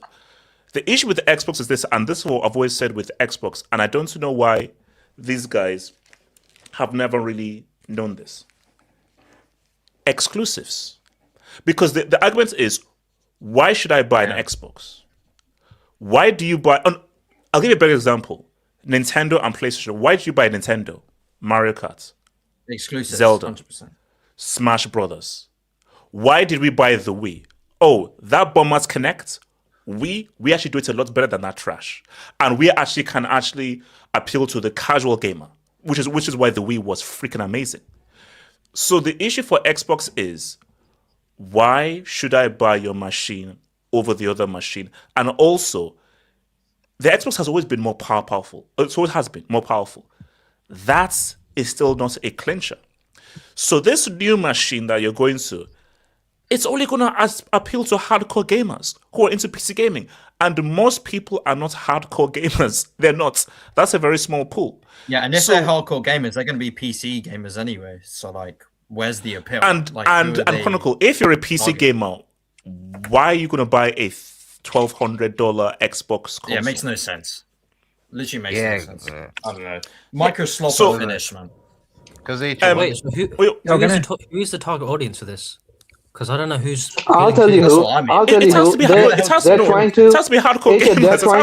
Hardcore gamers don't need it. I'll tell you who the target audience is. They're trying to do an Apple. where Apple has their loyalists and they can literally sell them shit for $200, $300, $400. That's what Microsoft is trying to aid. That there are their Xbox loyalists who will buy anything with the Xbox logo on it. And also, Noah, do you know where that's an issue? The Apple loyalists and the Microsoft Xbox loyalists are not the same, because exactly. And also, let me speak from experience. I hated Apple. I was like, no, Windows. I'll never get a Mac. I'll never get anything. And my cousin, who's like a computer programmer, he said, "Yo, cuz, so you do media? You do media? Get your ass a MacBook." I'm like, nah, Windows, nah. He said, no, you do media. Get yourself a MacBook. And ever since then, it's the best thing that I've ever done. And I now have an iPad. I've got a MacBook. I've got an iPhone. And that whole AirDrop thing, they basically put Notepad, amazing. Yeah. No, so once in that ecosystem, it's my life has totally changed. Like AirDrop, game changer for me. Absolutely game changer for me. So the issue though is that if you're going, Xbox loyalist, you're such as, forget PlayStation, the Nintendo loyalists, that's a cult group. Because there are guys who, no matter what, they're going to buy Nintendo. Because the Nintendo, they're such a strong brand, and they have such a strong, this is what we learned in business, USP, unique selling points. Nintendo's USP is so strong, they will always have a strong part of the market, because guys will always get that Nintendo product. Xbox, you're not that. Honestly, anybody who just gets Nintendo, I hate to say, it's a great console with great games, but I always found you to be like super nerdy, which is fine. But that's look, that's because one of my good friends, he's like, I mean, he gets other stuff, but he's a huge Nintendo loyalist. I just think that Nintendo has a very specific aesthetic. If that aesthetic appeals to you, it appeals to you. Bro, no, it's also super nostalgic. The heritage is unreal. True. Yeah, that's true. And okay, so Barrow, your view on this whole Xbox Helix thing? Get all of them. We'll get the best of every world. AJ, yeah, I'm about to head out. And then starts begging for money. I'm homeless. AJ, I'm about to head out. Have a good evening, and you're too old for this. Find a wife and kids. You're not going anywhere. Barry, can you talk over this more? Please, KJ. Yeah, man, it's over, bro. It's over. Better question, Barry. Sorry. You are in charge of Xbox. How do you save them? What is you make to save them? To say it's no longer over? I think the only way is to do like exclusive games, because here's the thing.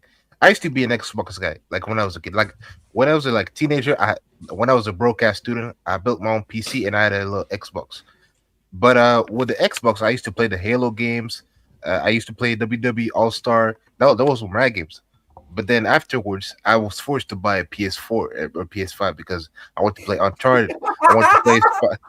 I want to play Spider-Man.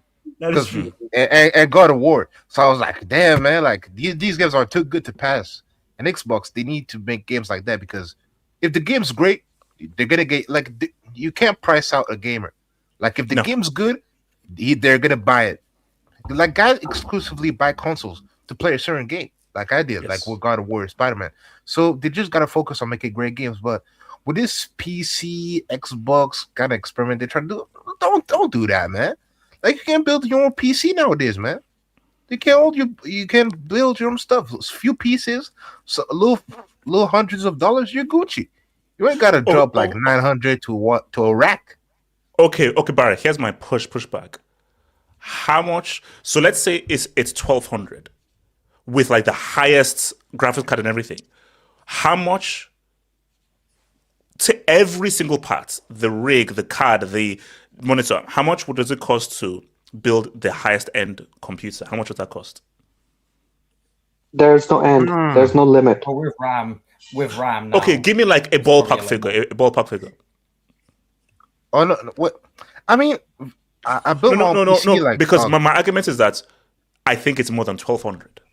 So there again, I'm just trying to play. I'm trying to play devil's advocate here. So their argument is you can get like the highest end PC for less money than if you build it yourself. That's their argument, I believe. But Probably like obviously like they're using the time and effort to make the best quality of a PC possible, but still like sometimes they just want something that works and not something that can cost like a rack or more to get it. But yeah, like and you know what's the diamond thing with PS5 as of right now? Like a couple years ago maybe, but nowadays they ain't making much moves. Like everyone's waiting for GTA 6, and let's be honest, that game ain't dropping in a minute. I don't believe they drop it in. Oh, in you don't? November No, you know, 2023. I think they're going to delay it till the next year. They will. Because you know what it class when it drops, it's gonna be a bomb. Like Oh society. no, it'll be a nuke. Like It'll be a nuke. guys No, are gonna listen, skip man, school. Teachers are gonna skip school. The energy bills are gonna go Yeah, it'll be a crazy. nuke. Like it's gonna be mad. So I don't think they're gonna really. Oh no, but again, but just the point again. I remember like when the first Xbox came out, and I was like, what's this bum ass stupid like brick and everything? I was like, man, PlayStation. And then I kept hearing Halo. Hey, what's this? And also I hate FPS games. Like I was never an FPS. So I was like, no, I don't want to play an FPS game and crash. But they kept saying, "Mo, this Halo game. And then I don't know what it was. I don't know why we did it. I think my brother just decided to be like, you know what? Let's get this whole thing. And bro, that's what you call a system seller. Now, it was really two games. It was really Fable, because I'm an RPG guy. It was Fable, but it was Halo. And then Halo 2 was just the freaking nuke that just said, what's up? If you get exclusives, people will buy your freaking machine. Yeah, like you can get some going. Because the last great game of PS Studios they've been making was God of War. And that was like 4 years ago. So you had time to make something happen, but yeah, nothing. No, because again, it's like, I would say Uncharted is worth buying a console for. Like Uncharted 2, Uncharted 3, it is worth buying because that game is ridiculous. So I say it is worth you buying a console just to play Uncharted. It's worth you buying consoles to play God of War. Can I speak on this? Or even Spider-Man. Like Spider-Man, that was a big deal when it released. Yes. So let me come to Casey and then Chronicle. Casey, talk to me. Yeah, I actually think at least consoles that need these high GPUs, all of them are going to cost like over $1,000. And it's for a very simple reason. NVIDIA doesn't have. Why would NVIDIA invest in gaming? Why should they do that? Because of RAM. Nah, No, I'm saying why They're will the most NVIDIA? control of RAM. No, but I'm just asking. No, why will NVIDIA invest in gaming? What is the benefit they're getting out of it? They are not getting any benefit. Exactly. How they're spending what, like this year alone, like Microsoft, Google, Meta, and it was OpenAI also, like all of them, and Amazon. Yeah, they have committed to invest $500 billion just in the year of 2026 to build the clusters like data centers for AI. Whose graphic card they're going to use? NVIDIA's. So NVIDIA's literally gonna say, okay, what is the small $100 billion? No, but also, Casey, to add to your point, so the new Xbox head is Asha Sharma. Yeah. Where did she come from? She came from AI. Yeah. She came from the Windows AI group. She was Instacart. No. That was before. But literally, her recent job before this was working on Windows AI. She came from the Windows AI section. That was her most previous job before this. Oh, that's horrible. Then. Okay. The Copilot is one of the worst things to ever come out. But this is the thing. Like, I think like if you want to buy a gaming console, and I'm almost positive on that, you're gonna have to pay $1,000+ if they're like based on NVIDIA GPUs, which they're probably gonna pay. They are gonna use that. Even Casey, even the RAM market. Oh yeah, everything. Yeah, everything. Yeah, bro, this is insane. Like gaming, I think gaming is going to go through like a very bad patch for the next 7 to 8 years. Because because I was watching a program and they said that the costs are so high. Yeah, I was about to say, like, do you know what it means to like $80 or £80 for a video game? I remember a time where a video game was £30, $29. You're talking about the development cost. Bring me back, man. Bring me back. No, you're talking about the development cost of the game, which is also very high now. It shouldn't be. It shouldn't cost like $250 million to make a Assassin's Creed, whatever game they had. Don't you think that developing game, the cost will go down because these models are Oh, getting diffusion. used. Yeah, I mean, I don't know. It is like they're probably going to use Claude coding for coding stuff. So it's probably going to they're probably going to improve productivity. So can AI reduce the cost then if they introduce AI in? Yeah. So Obviously, reduce man hours means reduce cost. It should. Yeah. Obviously. So no. But okay, I say it should. But do you still get the artistic creativity? No, if you leave everything to automation. I think what, at least what I'm trying to say is that an artist can still create what he wants, and I mean you can use diffusion models as Olanko. I'm sorry, I'm butchering your name. Diffusion model basically like you create. Olakule. Go for it. Okay, diffusion models are basically you create like when you see those Grok Imagine, right? That's using what's the point? So they can use diffusion model, literally create games, literally just. I think full Google games has Casey, the latest Google models, like they are used. Some of the people have pointed out that the graphic ability to generate real world games. Some game developers are using AI models to create the open world world building. Yeah, but so real quick, because I want to come to Chronicles. So Casey, do you think? So I think that Xbox is cooked in the gaming industry. I think gaming industry is cooked.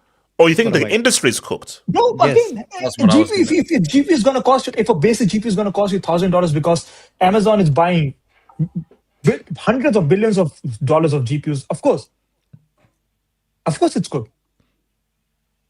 Chronicle, talk to me. Yeah, I was going to lead on exactly that, to be honest. The whole gaming industry as a whole is very problematic right now because the business models that Sony and Microsoft have, they actually take a loss when they sell consoles. The reason why they make profit is through subscriptions and the games and, people actually staying on the games for a long time.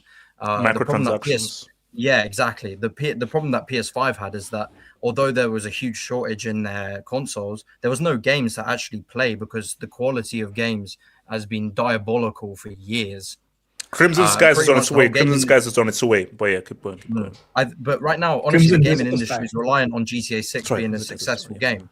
Because God forbid, if GTA 6 isn't a successful game, the sales of these consoles will be very, very low. And in general, if you look at AAA games like Call of Duty, Battlefield, they still get pretty high sales, but their retainer rate is disgusting. Like and it's the same thing every year. It's the same thing every year. Yeah, and it cycles. I think people are eventually going to get tired of it and realize that the quality of these games, it's not worth it because there's no replayable value in these games anymore.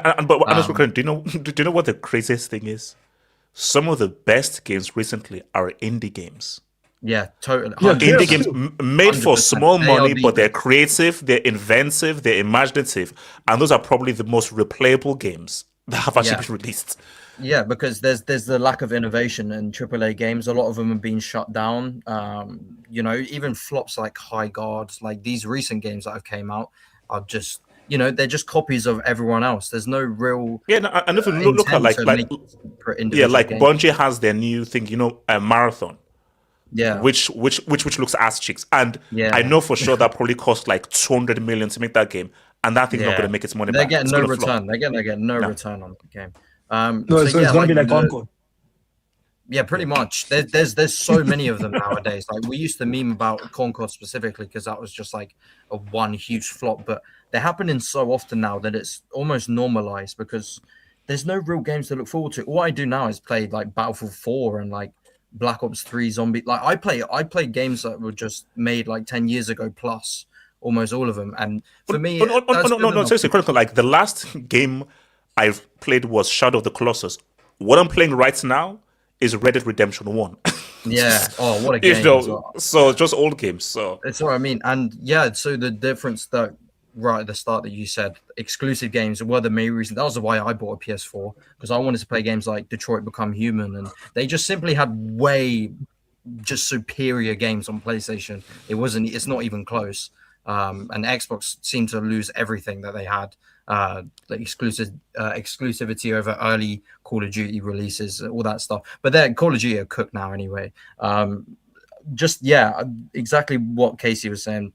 The gaming industry is so cooked. It's not even just the costs, but it's the appeal of getting a console in the first place. Like if I wanted to buy a PS5 now, I'll be like, what games would I actually be missing out on? Maybe there's no Cyberpunk, games right because now, I'm man. like, It's only you know, Spider-Man 2 if you're into that.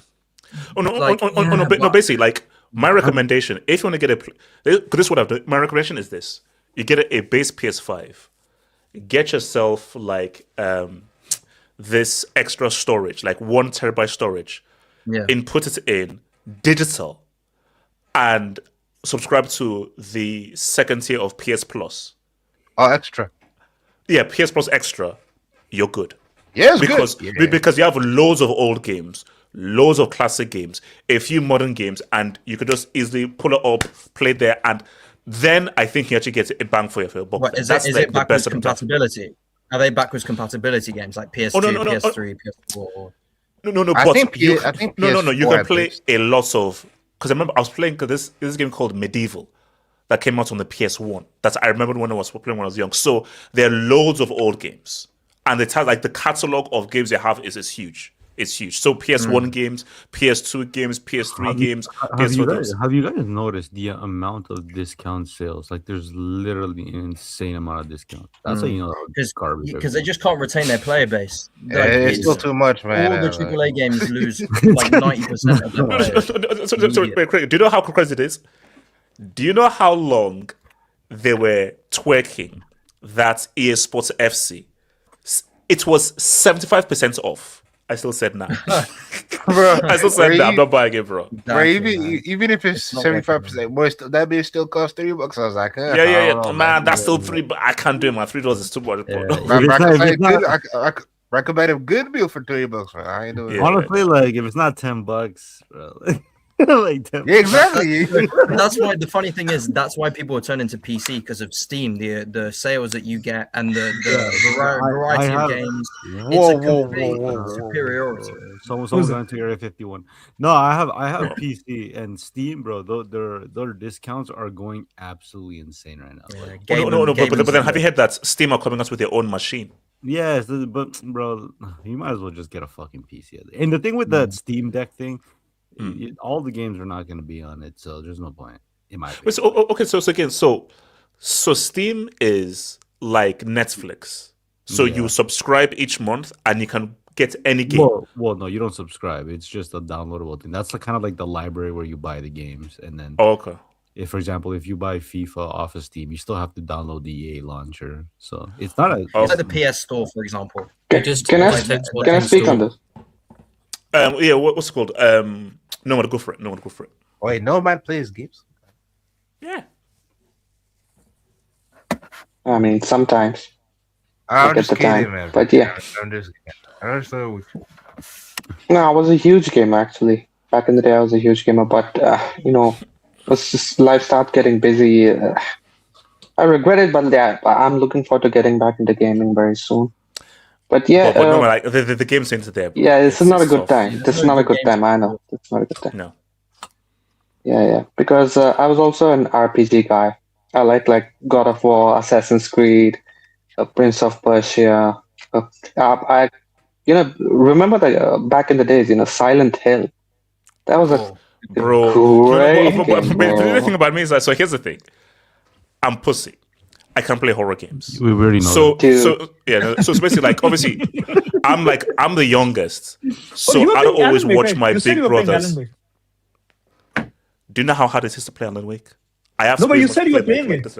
No, but I know, but Casey, I know. I in a place like this. That's why I play everything. You should try out. No, because do you know what the issue is? Like, I loved because the story is so good. I'm forcing myself to play it, and also it's not as pro. I told you, I watched my brother play Silent Hill. When that nose came through, it was insane. I shot myself. Insane. I shot myself. Yeah. Have you guys played? So Silent Hill actually had a really, really big impact, and it was a huge volume driver on the early generation of consoles. I like playing in those days, not as much, but still. But someone was talking about Steam. I actually feel what Casey was saying, about all of these RAM modules being sold by the bulk to data centers. and there being a shortage in the markets for consoles, PlayStations for private consumers. It's driving the prices up. I actually think that's a good thing. I actually think this is the end of the console era. This is also the end of PC gaming. I think what I was reading up on was that Steam is making some pretty big moves, and they're basically going to provide a subscription service to anyone who's willing to pay a membership and just tie up with some gigantic fucking bunch of data centers to Wait, you think process all of that subscription shit. is So good? No, mate. You think subscription based? no, I'm saying I actually think it's good because I'll tell you why. Because anyone who wants a decent gaming experience right now, right, has to spend a whole bunch of money on having the proper hardware. You need to have the proper CPU, the proper RAM, the high-speed storage, even cables. Like you have the terrible HDMI cable, and it's all out of whack. So you need all of that. All I'm saying is that if we all have miniaturized processing units in our pockets called as cell phones, on our tables called as laptops and computers and consoles. Just think about it. Like you take all of that, just outsource it with these fucking mega corporations, having these gigantic building-sized processing centers, data centers, and you're just paying, like Netflix, like Amazon. You're paying $12, $15, $20 a month, and listen to me, and anyone, no matter how poor you are, no matter how less of financial stability you have, just get a basic computer with decent Wi-Fi, and you can play the best games, best graphics, best experiences. It will actually democratize. No. I think basically, for number, two things there. He's right, but also is a pushback. He's right because if you're not into the whole, for us, we fall into like the intermediate to hardcore gamer. Most people are casual gamers, i.e., you'll be playing on your phone and all that kind of stuff. So for the very casual gamer who play mobile gaming, you play the Wii, subscription makes sense. Bro, why is Netflix still huge? Okay, I pay this small fee each month, and I can just get this game on my phone, I can get it on my TV, I can get it on... So it makes sense. But there's a large amount of people that are still like playing on a console, that still will invest in the video game, the really good video game, the really imaginative video game.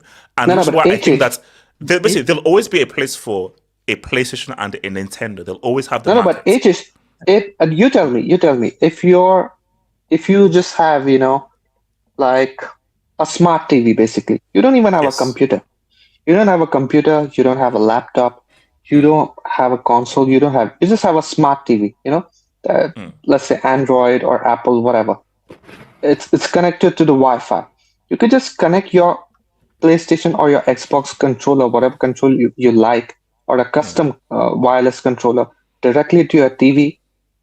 You have the app loaded, you have the subscription loaded, and you can play the best AAA games, the PlayStation games, Xbox games on your TV without any processing. And for $20 a month, $25 a month. No matter, that's how I played, because I have a smart TV, and that's how I played Starfield. So I used like my Xbox controller. I downloaded it from the cloud.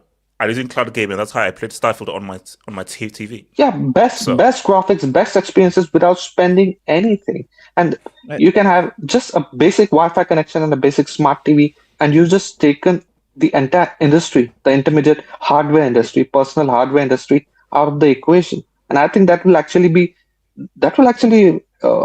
make gaming even more mainstream. I think smart TVs will come bundled with gaming apps and things like that, and even subscription services. But I think one thing, even when I push back to that, and I'll come to VS, is the fact that you don't own the game.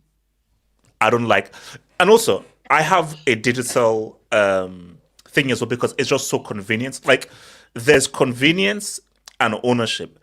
the whole idea of I physically hold this thing, because I remember a time where you go to the video game store, you buy that video game thing, you pay for it, and you actually have that. Like, I still have my Halo 2 video game case because that's like a collector's item. And just viewing that, it's amazing. Wow, I remember buying this in 04. But having this PS5 digital, it is so convenient, bro. It is so convenient. You go to the store and buy it. Yeah, but AJ, the future is digital. The future is digital. Brian, real quick. I think Halo 3, Halo 4, I went to the midnight launch. So I actually queued. That's how real I am. I actually queued at midnight to be one of the first people to get Halo 3 and to get Halo 4. So I was there like 11:30, 12 a.m. Cool. Got it. Man, guys, no. I was a Halo merchant, bro. I was a Halo merchant, man. I hardcore Halo merchant, man. Like I said, like some of my best memories ever, is me, both of my brothers, my brother's friend, and some other friends playing Halo 2 online. Some of the best fun I've ever had. Halo 2 online, Xbox Live. I mean, a lot of racism, but yeah, it was. Okay. Yeah, I try and have like a nice story, and then yeah, but Aegis, think about it. Think about it. Think about it. They're just connecting your wireless keyboard and your mouse to your smart TV, and you can basically do PC gaming. You can just connect your wireless controller to your TV, and you can do Aegis. I'm a purist. No. You remember it? I will never game on my TV. That's never happened. Never. You're a purist, but you're one of those people who say like some of those rednecks in America, like electric cars are never going to go mainstream. Like, I'm sorry, like you're low IQ. You should go back to school. I never thought I'd be called a redneck, but it is what it is. Yeah, you should go back. Like, electric cars are the future, no matter what happens. So it is no. entire personal hardware industry, computers, laptops, consoles. They're all going the way of the dodo. I'm telling you, moves are being made on this. This is happening. So I'm telling you before. When AI takes over your car, it jokes on you, man. Wait, hold on. Okay. Let me come to. Let me quickly say some dubs. Chronicle, speak quickly, then I'll come to you, VS. Yeah. So let me quickly hit this. So, shout out to Edo. Can you guys talk about some games you'd like to see remastered? I hear they're making God of War and AC Black Flag. Hold up. GTA4. Hold up. I'll make this a topic. I'll come back to this. I'll make this a topic because that's actually a really good topic. Z-Man, doing a hangout on a random Friday. Because I am. By the way, RAM prices are surging, especially for DDR5 and DDR4 modules. # get your body, # defund membership. Yes. Bro, I hate that get your body up thing, bro. No, bro, everything's too expensive. I'm sorry. Like, straight today, I desperately want to play Ghost of Yotei. That price is too high. I desperately want to play Final Fantasy like Rebirth. Is it Rebirth? I think it's Final Fantasy Rebirth. Price is too high. When the price comes down, you got money, man. Don't. Not like that, bro. Hey, Barry, I've seen you. I don't have it like that. So Critical. What do you want to say to come to VS? Yeah. By the way, some of the Chinese RAMs are for a fraction of the price, but they are like sanctioned. You can't get them anywhere. One of the cousins of my friend is actually a smuggler. He smuggles that all over. He's making a killing. He's going to buy a car, actually. He's going to buy a car. Because in rupees, it translates to a lot of money, bro. I mean, fair enough, I guess. Guy says smuggler on the. I mean, this hangout's not going. He is a smuggler. Mainstream, so it's okay. No. J2S, hopefully this is small enough that nobody listens. That bro, when his cousin sees the black SUVs. Can you imagine a court case and they pull this video clip? no, guys. So Exhibit B. Okay, let's just fast forward. They talk about Israel and a guy just shouting and don't worry about the black guy with the shades. It's just about the whole thing. Okay, here we go. Imagine if this actually used in the court of law. That would be crazy. Bro, black SUVs in front of his ass. They say, "Wait, what are you doing?" And then they pull up the clip. What's it called? So Chronicle, what do you want to say? And then VS. Yeah. Again, just adding on to what Nomad was saying, I totally agree. They're just trying to minimize everything. I think it's inevitable that they're gonna add, these smart TVs because the less hardware, the better for them. The more integrated it is, the more simple it is for people to access games and stuff. However, I do still kind of disagree on the fact that he thinks the lack of ownership is a good thing, subscription-based service. Like, I get where he's coming from, that it's simpler for the consumers to have, but if you normalize having no ownership over your assets and stuff that you buy, then, you know, they have complete control over, they can simply take away everything that you have within an instant. Just even globally talking about, I saw something about Musk trying to make his cards a subscription service or some shit. Like, imagine like you didn't even own. Yeah, maybe it's not that connected. Maybe No, it's a software. It's a self-driving software. That's So his becomes a self-driving cars, run on software. So you can only get the self-driving option if you subscribe to the software. Well, what, Yeah. what if so what happens if your subscription like expires like mid drive? Jesus, only you would. No, because how earlier it used to be one-time fee. No, quick. Ah! No, it says like card declined.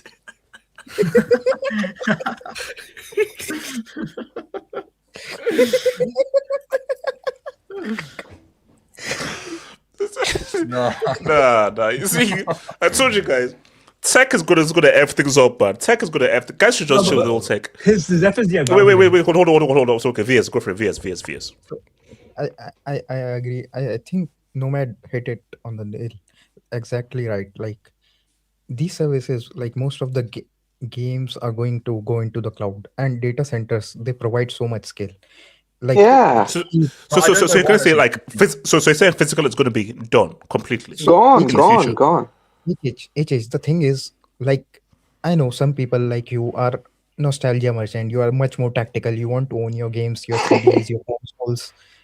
No, like there are collectors of vinyls and all, like CDs and. Oh yeah, no, bro. Like bro, my Halo 2 like Xbox thing, that's a prized possession, and it means a lot. So that's why I have that. Actually, I think I still have it here. Sorry, continue. But the thing is that, at this moment in time, like, companies are seeing that people are not there are no retention rate to these games, and they are spending a lot of money and losing a lot of money. And even from the consumer side, players are paying so much, but they are not getting their money's value. So the thing is that these data centers provide a lot of scale. Like, there is not going to be any difference from you owning the specific game in physical and it being on a data center in cloud. So it's going to reduce cost both for the companies, because they won't have to make so much, like, because it's like making the discs a lot of money. Yeah, I think. And the consoles and the computers. Yeah, the thing is that, once you start putting these games, you just have to put a single copy of a game into our data center, and it can be accessed by multiple people at the same time. Like, the economies of scale it provides. Oh, like, huge, yeah. It reduces cost for the players and even the manufacturers. The other thing is, like, I think the other thing is, like Casey and I said before, the hardware cost, like, all of these are majorly going for AI. I don't know how you didn't make AI a topic, but I think many of the things are downstream of AI for the next few years, because I think, like you said, so many games are not quality at all. But I think because of AI, many people are going to be able to make games that are just as good. It will just be a matter of taste. Like, how if someone random person produces a very bad game, it will be like slop. But if people with good ideas use these AI models to create like games as good as Red Dead Redemption and something like that, like 2 or 3 people can do that at the fraction of a cost. Bro, and literally, so basically, my brother, he's an animator and he actually works for a game. So Fallout, I think it is Fallout Vegas. My brother works on that game. So the company that does Fallout Vegas, yeah, New Vegas. My brother, he's one of the animators on that game and everything. And our dream, since we're young, our dream has always been for us to like make a video game. I'm like, bro, like, so we need to get a programmer. So obviously my brother, he's an artist, so he does the art stuff. Okay, we know we can do the story. We need to get the programmer. We need to learn C++. But with AI, 2-3 people can make a video game. Exactly. If you have the idea, the story, you have the artist, and you just learn the basic language of AI and the input codes of AI, 3 people can make a damn video game. It's not even about the language. People who can just know English very well, they can type in normal English. It's exactly Yeah, like no, that. it's true. Yeah. And the other thing is, I think, because, bro, I think people are still sleeping on AI, bro. It will reduce. Like, I think for gamers, if you are waiting for PCs, hardware, consoles, and Xbox, PlayStation, this stuff is going down. But the actual games, the actual gameplay, the actual stories, the actual number of games, this is going to rise. I think in that respect, Yeah. are going to have a very good time, because AI is just going to allow a lot more people to develop a lot more, Yes. because the graphics are good, and because of the data centers, you can have as like the highest level of graphics running in your miniature PC, or a good PC, or even a better PC. No, The guys. game Watch runs. this space, man. After I'm done with this, brother, my next aim is to make a video game, bro. Once AI is perfected, that's my next dream. My next main aim is to make a video game. I'm actually not lying now. Open up, get Claude Pro. Just ask it. Whatever story you have, right? Ask it how to build a game. No, bro. Seriously, like for like the last year or something, I've had this idea for an RPG, and I'm still formulating the idea and everything. But I've had this idea for like an RPG for a long time, and I'm gonna learn AI, bro. Fuck it. Well, you can use Google's Gemini's model. Like I think currently they are best on graphics benchmark. They are the number one models, and people are using to create graphics and all that. So you can storyboard on that and create a prototype type of something. And the other thing is, how I know like people are sleeping on it.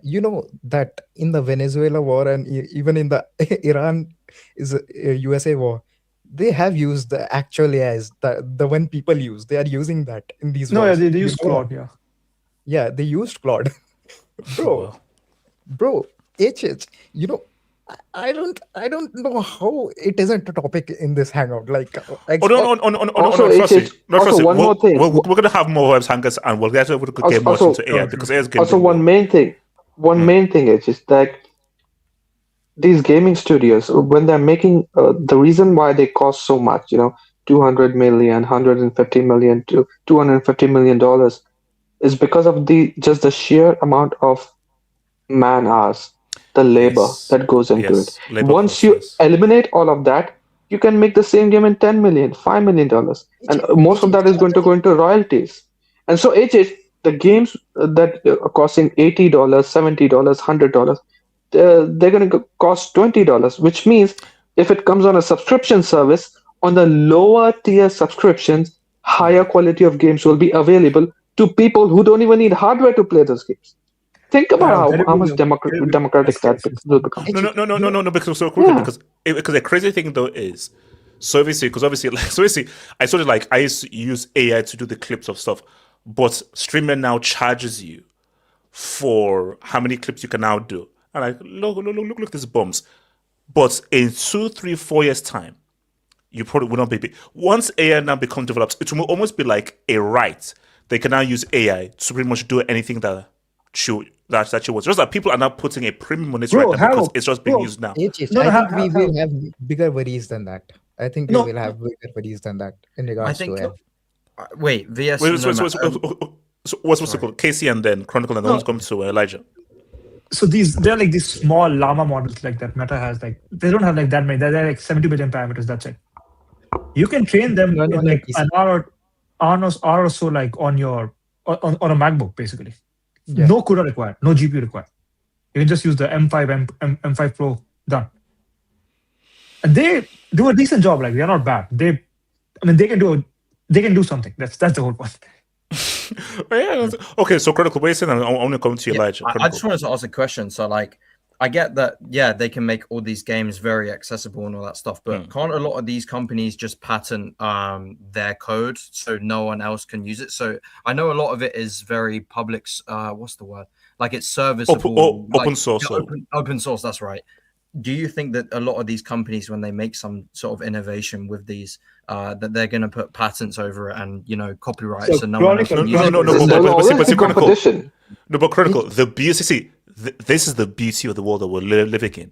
It's all about how smart you are.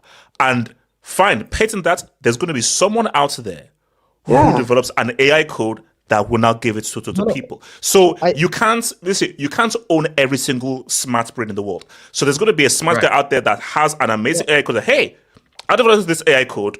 It's open for the world, because you're just. It will always. It's like a rat race of who's smarter. Can I respond to Chronicle on that? Yeah, Casey. So basically, OpenAI, right? Up until GPT 4.1, they used to because they were a non-profit. Technically speaking, they were a non-profit at least until 2025 first quarter. So they used to basically publish every single paper. Like they used to tell you it's published in your Neuralabs, your iCloud, or any of these machine learning conferences. They only stopped doing it after 4.1, basically.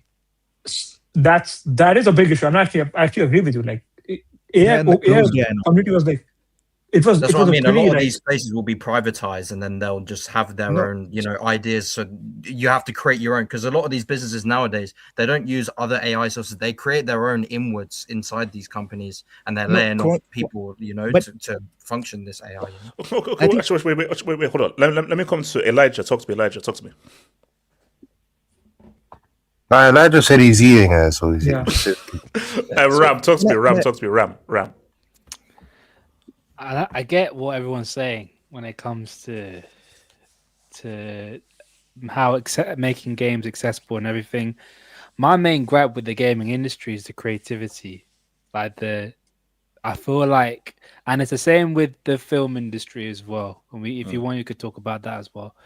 There's just a real lack of creativity with all these games. I feel like there's going to be remake after remake after remake, and at some point, a bit similar to what the Western films used to do back in the day, people just get tired of it. It'd be like, we've seen this story however many times, we've seen this type of games however many times. At some point, wouldn't that fatigue start to come into place? No, but I think that's the beauty of this whole AI thing. So what you now have are these big, massive studios who need to cover costs. So. And again, in business, you always want to be safe. So if you have this high cost, what's safe? Let's just do Call of Duty again. Let's just remake this game. Like, bro, I think they've remade Last of Us like 3, 4, 5 times or something like that. So that's the safest thing. But when AI now comes through, where it's now cheaper and more affordable to now make a game, the creators now come through. Hence why I said like the best games that have been made are indie games. But do you think these companies can I add on that? I have hope. I didn't know this, so I've been playing an indie game on PS5, and I didn't know it's one of the it's the best-selling games. I think it's top 50. It's called it was made in 2020. It's called Phasmophobia, and it's up there with the likes of like GTA 4. When Pokemon, but it's top 50 best-selling games of all time, and I didn't know it was very, very small, like indie, made in Southampton, and now it's become one of the biggest games on the market. And I was like, damn! But then you got it fits the criteria. It's cheap. Yes. It's like it costs around about 12 quid, and then it gets cut priced on that. It's constantly being updated by devs. So devs are adding new maps, adding new ghosts to find, all that kind of stuff, new equipment. It's constantly being challenges. Always going to be new challenges on every single thing. Like you've got different levels of modes. You've got like beginner, then you've got intermediate, you've got insanity mode. You've got all these custom modes that you can do as well. It's fully customizable. What's it called? Like Ram, literally. That literally is. Have you heard of No Man's Sky? Yeah, of course. Yes. So basically, No Man's Sky is £35, constantly updated.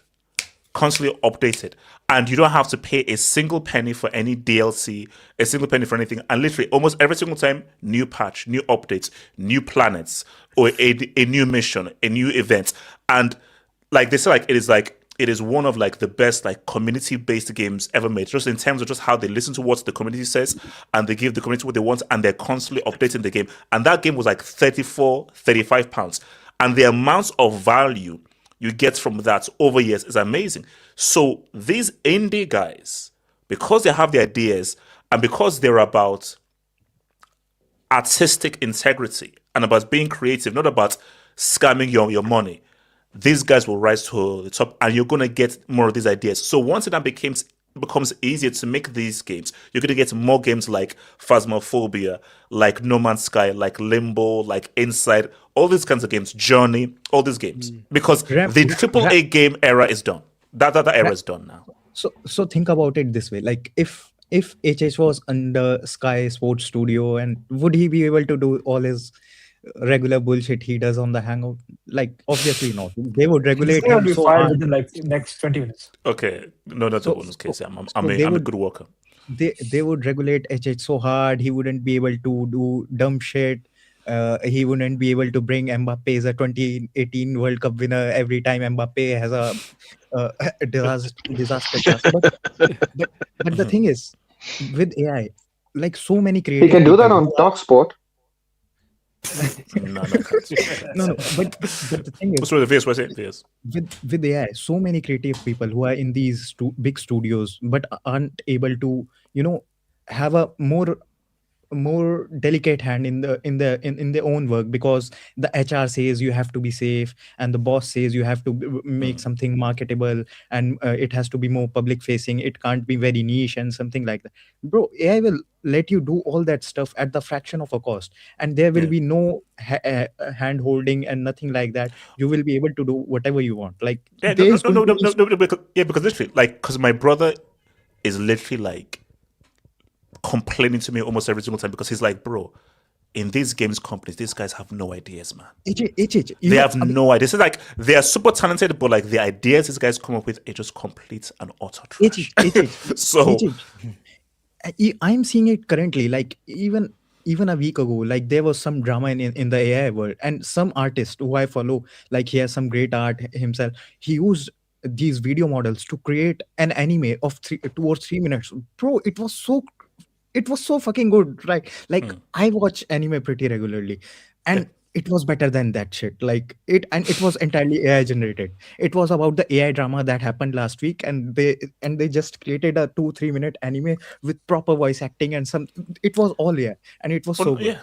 No. I think basically what's going to be a huge game changer is when a lot of people are able to use AI to really make a full-on video game. Because once that now happens, the gig is up. Because now what will happen is basically it's similar to YouTube. You see, before YouTube, the companies would tell you what was on TV. They would tell you who was famous. They would tell you what to watch and who could be on programs. YouTube is, if you're funny enough, dynamic enough, you will have your audience, because it's a free-for-all. So what's not going to happen now is, rather than, we now have to have this replace to this, if you're creative enough, imaginative, your video games will find its audience. Your game is going to find its audience. But one thing, don't they have guidelines now that like videos who aren't like hardworking enough for AI, like the revenue ain't gonna come in? I think that's you can't use AI for YouTube videos. You have to mention if you use AI for YouTube videos, and then they're going to monetize I think most of the AI rules being proposed right now a disclaimer. Exactly. Okay. I see. I think most of the AI rules currently being proposed are total bullshit. Like most of these AI company CEOs are totally like against this, and I think I think yesterday only there was a rule in they're trying to propose a bill in New York, like I can't recommend you law stuff or medical stuff or something like that. But so many people have benefited from asking simple questions from AI. Like, how are you going to monitor that somebody is showing capturing a screenshot of their skin rash and asking AI what it could be so that they can better inform themselves. Like how is anybody going to monitor that situation, and how are you who are you to tell anybody that you can't ask AI about your personal questions, or maybe your personal you have law questions or something like that. So I think most of that is going to be bullshit. And personally, I think I have seen many AI videos which I didn't even realize were AI videos, even though I am pretty familiar with AI stuff. Like, I work on it pretty regularly. Read about it pretty regularly, but because I was having a call with my mom. Because basically we have our family group chat, and my mom would always post up these videos, and then my sister would be like, "Mom, you know that this is AI." Yep. But I'm like, I feel sorry for my mom because no, because seriously, I get tricked. So I said to my mom that I said, "Mom, if I get tricked and I'm much younger than you, you have no chance." So my mom has been, she's been tricked so many times. Oh, look at that! Like, no, that's not like Bro, since he wasn't grabbing Trump's balls. Take Auntie off No, Facebook bro. Reels, man. Bro, I swear to God, I thought Bill Clinton grabbed Trump's balls. It looks real. That looks real. Bro, I was going to say, wait. Did Billy C really grab some orange balls? It looked real. I think it was opposite. I think the opposite happened. The first time you talk about the opposite happened. The first time I came across AI, it was Queen Elizabeth in Hell in the Cell with your boy. What was it called? Was it a video HH posted? Because he keeps posting Queen Elizabeth. no, I would like to post that stuff. And another one was her crip walking. No. But when I knew it was AI was when Stephen Hawking jumped up from like the top of the Hell in a Cell. It is okay. It is all good. Who laughed? Also, HH, what you were saying that. Why are you laughing, bro? I'm not laughing. You sure are laughing, bro. No, I'm laughing.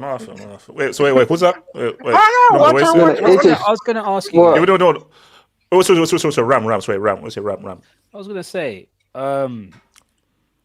is it me? But in this, like the gaming sphere, is it me, or am I the only one that's like started to slowly integrate into not current day gaming but retro gaming?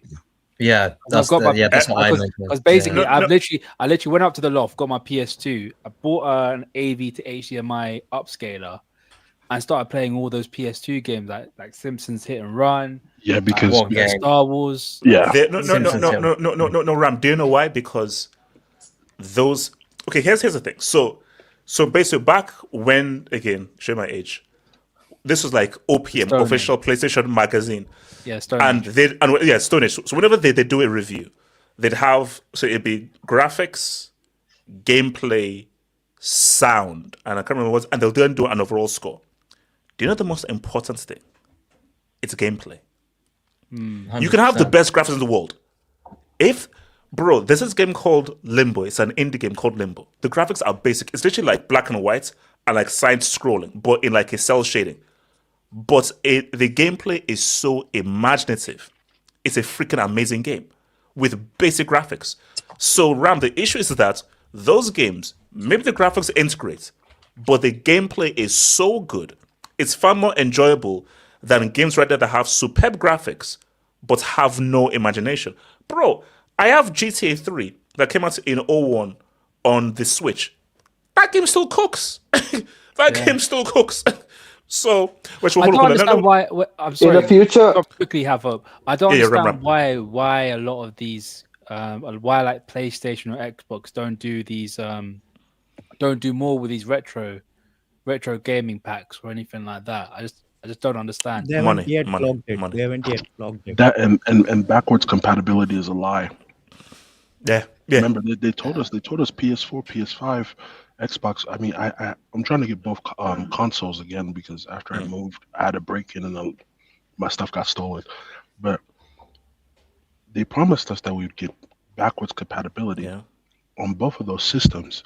But when you try to, why can't you have it seems so obvious as to if this is like a new gen machine, why can't it play older games? Yeah, that I never understood, because I literally looked at my literally the memory cards on a PS2 was like 8 megabytes. 8 megabytes. 8, bro. And that was like, I remember that, man, 8 megabytes. This because I think that was like maybe 5. 8 was huge. 8, bro.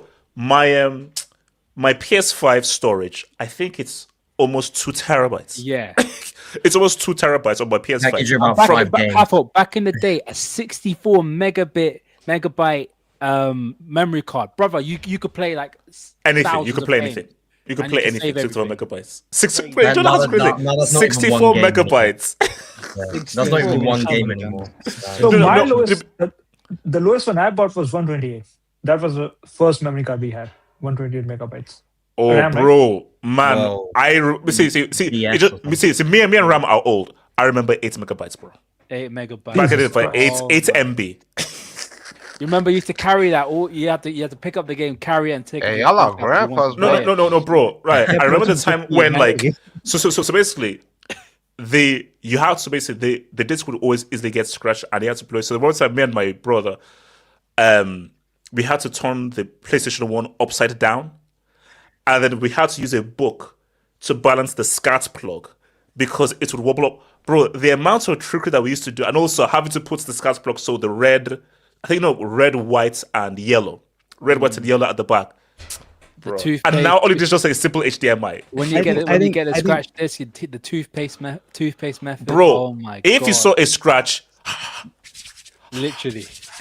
Bro, and also, literally, you would just pray. Basically, like, please.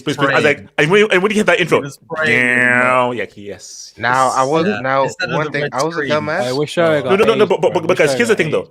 Which is why I say that the benefits of digital. Do you know what it means? Where literally, when I'm done here, I just put it up. Okay, God of War, Red Dead 2, No Man's Sky, Astrobot, and I can just flick through like that. Before I'm like, okay, where's that Astrobot disc? It's probably behind the sofa, or it's in like a movie thing as well. And I'm like, another disc case. It's in another disc case or something. Somebody has stepped. My little cousins maybe stepped on it or thrown it away or something. That issue is gone guys, now. On the panel. Yeah, Barry. I don't know. I was a dumbass back then, but has anyone used toothpaste on their disc because it was scratched? Yeah, bro. I have. Bro, that's what I mentioned. Yeah, bro, you have to try everything. Have hope. You have to listen to me, bro. Yeah. When the scratch was that deep and you couldn't. It was bad, man. And then wipe it. You have to use it was your last resort, bro. It was your last resort, bro. Because if but you know there were times where like I'd use mental gymnastics to be like, actually, it's not that deep, you know, like. You have to pretend to not care. I'm like, oh, look, actually, from this angle, it's actually pretty good. Pretty good. And then you put that in, it's like, nah, it's not working. Don't worry. I ate it. used toothpaste so hard on a disc, I completely wiped it off. I wiped off the data of it. It became crystal clear. That's crazy. Oh god, man! Seriously, I say, look, thank goodness for technology because, guys, you see, we were because remember, because here's the thing though. Because here's the thing. So remember again, show my age. The Sega Genesis, Mega Drive, and SNES. That was cartridges. And cartridges were pretty robust. But when you saw it was like, oh my gosh, disc, oh, this is fancy and everything. Cartridges were actually a lot more robust than discs. Yeah. It's just that disc can hold a lot more data, a lot more graphics. Yeah. But the cartridge was actually a lot smart. You could throw the cartridge up and down and everything, but the disc, you leave that thing out. Anything, it's a scratch and you're screwed. It's like even when you have the disc in the console and you move the console, it can scratch. Yeah, you move it around and everything. And also as well, you dare touch the reader and everything, you're screwed. Man, the reader reads the disc. But basically, I am so happy. I am done with having this, right? Where it's just digital. Load my thing up and boom, I can now go. Do you know how many times I started crying because one of my favorite games this was scratched, brother. Even my parents be like, why the hell are you crying? Why are you crying? No. It was because once it's because remember, it's £30 and your parents ain't allowing you to buy another game. So once you buy that, that's it. So once it's scratched, unless your friend has one that you can borrow, you're done. You know, this is the good thing with PC gaming. Like when you used to get the disc, just install it on your computer. Tear the disc apart. Basically, that's why for PC was always ahead of the curve then, because you always knew that you could download it in, or you could rip them. Early day consoles, that's disc is it. You mess it up, you're screwed. Yeah, because you ain't installing anything onto that bloody PS1. Like, that's literally that's some dark days, man. Like literally every time you played the game, you had to take the disc out and put it in the case, and then you're sorted. Leave it. No. But then Ram, let's be real. You know how we're young. You take the disc out, you leave it on top of the PlayStation, you leave it on top of the heater, you put it in another movie disc, dust will get there, scratch will get there. The first time I did it, I was traumatized, bro. You don't understand. Just gotta leave in the console. True. Yeah. Obviously, leave in the console. If let's say it's like MGS1, or like it was like a big game, bruh, you leave it in the console until you finish the game. Once you finish the game, that thing then never leaves the console. Sure. I don't know what. Let me see some business. Shout out to at some point you can play games anywhere, anyway. You can actually purchase the Resident Evil remakes. They're the actual PS4, PS5 versions. Yeah. You remember like a few years ago, Google tried to make that Google Stadia where games will be all available online. On Google, yeah. Yeah, Google Stadia, I think it was that. And what happened? And that shit I think it failed because first of all they didn't have enough scale for data centers and it was costing them too much. But now that there are even 10 to 100 times bigger data centers now, it will be very economical in that sense. It will make sense money wise, and the graphic cards have gotten better, the cloud computing has gotten better, so it will be faster and better in that sense, and even more people have access to better computing devices. Jada Rodriguez, thank you for the dub, man. I think tech will evolve beyond the data centers as well. I think the CPUs and the hardware themselves will get more advanced, AI as well. Basically, what is so exciting is what will gaming look like in 10 years' time? Because my thing, I think 10 years' time, my 10 years' time is going to be VR. You won't have a console. No, but cloud VR. In 10 years time I think we won't be worrying about games and VRs. I think we will be worrying about if AI has killed us all or not. I think that's a much bigger issue currently. You can laugh. No, it's true. No, it's true, bro. It's true. Like Terminator 2 is happening. Yeah, no. The way. Think about where we were like 3 years ago and where we're at now. No, it's fast. Okay. When did James Cameron say Terminator? When did James Cameron say Terminator? I think 97. Okay. No. No, what year? When the war was started? I think it was 97. I think the war was started in 97. Because remember, it came out. Terminator came out in 1982. So I think they said 97. No, he's asking the day of the Judgment Day in the movie. I think it wasn't Judgment Day. Wait, hold on. I think Judgment Day was in 2000s. Like if I remember. No, when I'm talking about when the robots when the humans were underground and the robots were fully. So the official dates for Judgment Day is August 29th, 1997. It wasn't 99? The movie didn't come out in 99? No. This is like the day. So basically, the movie came out in 92. T2 came out in 91, but they're saying that Judgment Day is August 29th, 1997, which is when Skynet becomes so fully self-aware. Oh yeah, bro, that'd be scary. Screwed. It's not. Well, basically, Skynet realized what humanity are, and they just kill us. Casey, I want to hear what you want to say. No, but we're not. So So when do you? So again, let me ask you guys. So when do you think tech is actually going to evolve beyond data centers? Like how many years? How far away? Oh from yeah. that? So can I speak on this though? Yeah. Yes. So the reason why it's so hard to train these models is because at its core, right, it's basically matrix multiplication. That's what's happening in every ML algorithm. So if you have like a 5x5 matrix and that n equal to your n is 5 there, it takes like n cube time. Like, and they have like algorithms that do it at like n to the power of 2.87 or something like that. It's something like that. So if somehow some guy comes up with an algorithm that does it in like n to the power of 2.1 or 2.2, that's gonna make it. My answer is Abdullah's comment exactly. I think it's quantum computing, depending on how. Well, yeah, quantum computing also. quantum That's another computing Wait, hold on. Let me just do this. So shout out to Jado everyone again. AI is my tutor for my math and engineering classes. What? Crazy. Of course, yeah. Wait, hold on. How's that possible? No, there's people who are getting degrees from using ChatGPT. Yeah. Yeah, it has been used. And also, where was this when I was struggling through maths? You know my whole undergrad. If you get caught, wait, hold on. Jace, My whole undergrad and master's degrees, I literally use ChatGPT for every single assignment. Yeah, Even my my cousins are the same. HH, it helped. You know, That's actually, normal. It's the very dissertation for my master's was 20K. Yeah, it literally helped me write the whole thing. That's normal now. I literally gave it prompts and I said, like, improve this, and it'd improve it for me. I'm learning game theory and math using AI. Have hope, hear this. Imagine you have like some life-threatening.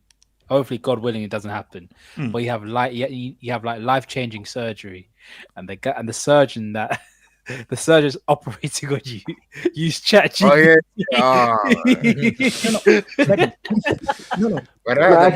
Actually, they've started. Hold on. Actually, they've started experimenting with remote surgery, where the surgeons are at home and they're using the cloud to use robotic hands to do surgery using AI. But here's my thing though. So isn't this now, Jason? I don't want to point fingers. Isn't this a form of is this cheating or good? Yes, it is cheating, bro. My university banned it. It is cheating. They literally banned it. No one cares about it. That's the thing. There's a way to go. Wait, hold on. Just wait. There's a way to go around it, because when you copy and paste it, there's certain markers that come up on the ChatGPT when it gets through the plagiarism system. So what you do is you just type it from hand, but you just split the screen on your laptop from ChatGPT into the Word document. That's what you do. How about Gid requires No, but HH. Wait, hold on. Jason, you better have put ChatGPT as like a footnote or something. Let me know HH in the first year because ChatGPT wasn't well known. This is like back in 2021. I literally used to copy and paste it whole assignment and send it off. Like I'd leave it till last night and just send it off. What I say? Where was ChatGPT? Do you know how many times I waited until the night before to do my dissertation? And that night, I spent the whole night writing, and I filled the next and everything. If only I had ChatGPT, bro. No, HH. The best one was because it was COVID. We had online exams. HH, we had online exams in COVID, so basically they could do whatever, bro. You wouldn't know, so you could literally have COVID. I'd take a screenshot. You could take screenshots of the computer. I put the picture in it, and it'd be like, what's like multiple choice. And it's saying what the answer is and all the math. I tell you, the COVID era of students, man, you guys were so lucky. That's COVID era of students, you guys were so lucky. Wait, hold. Barry, what's in Barry? Yeah, I don't know if I told you guys that story, but I was doing a school during COVID, and then it was math, and I suck at math, like algebra, whatever. I'm garbage. But I used to be friends with. Sorry, hold on. Sorry. Guys.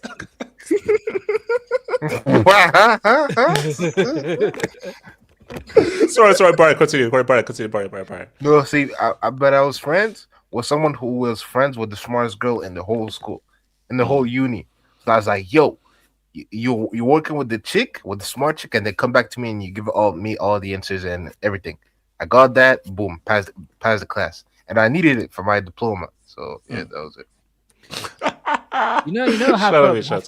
In schools, like from an early age, they're being taught how to use AI.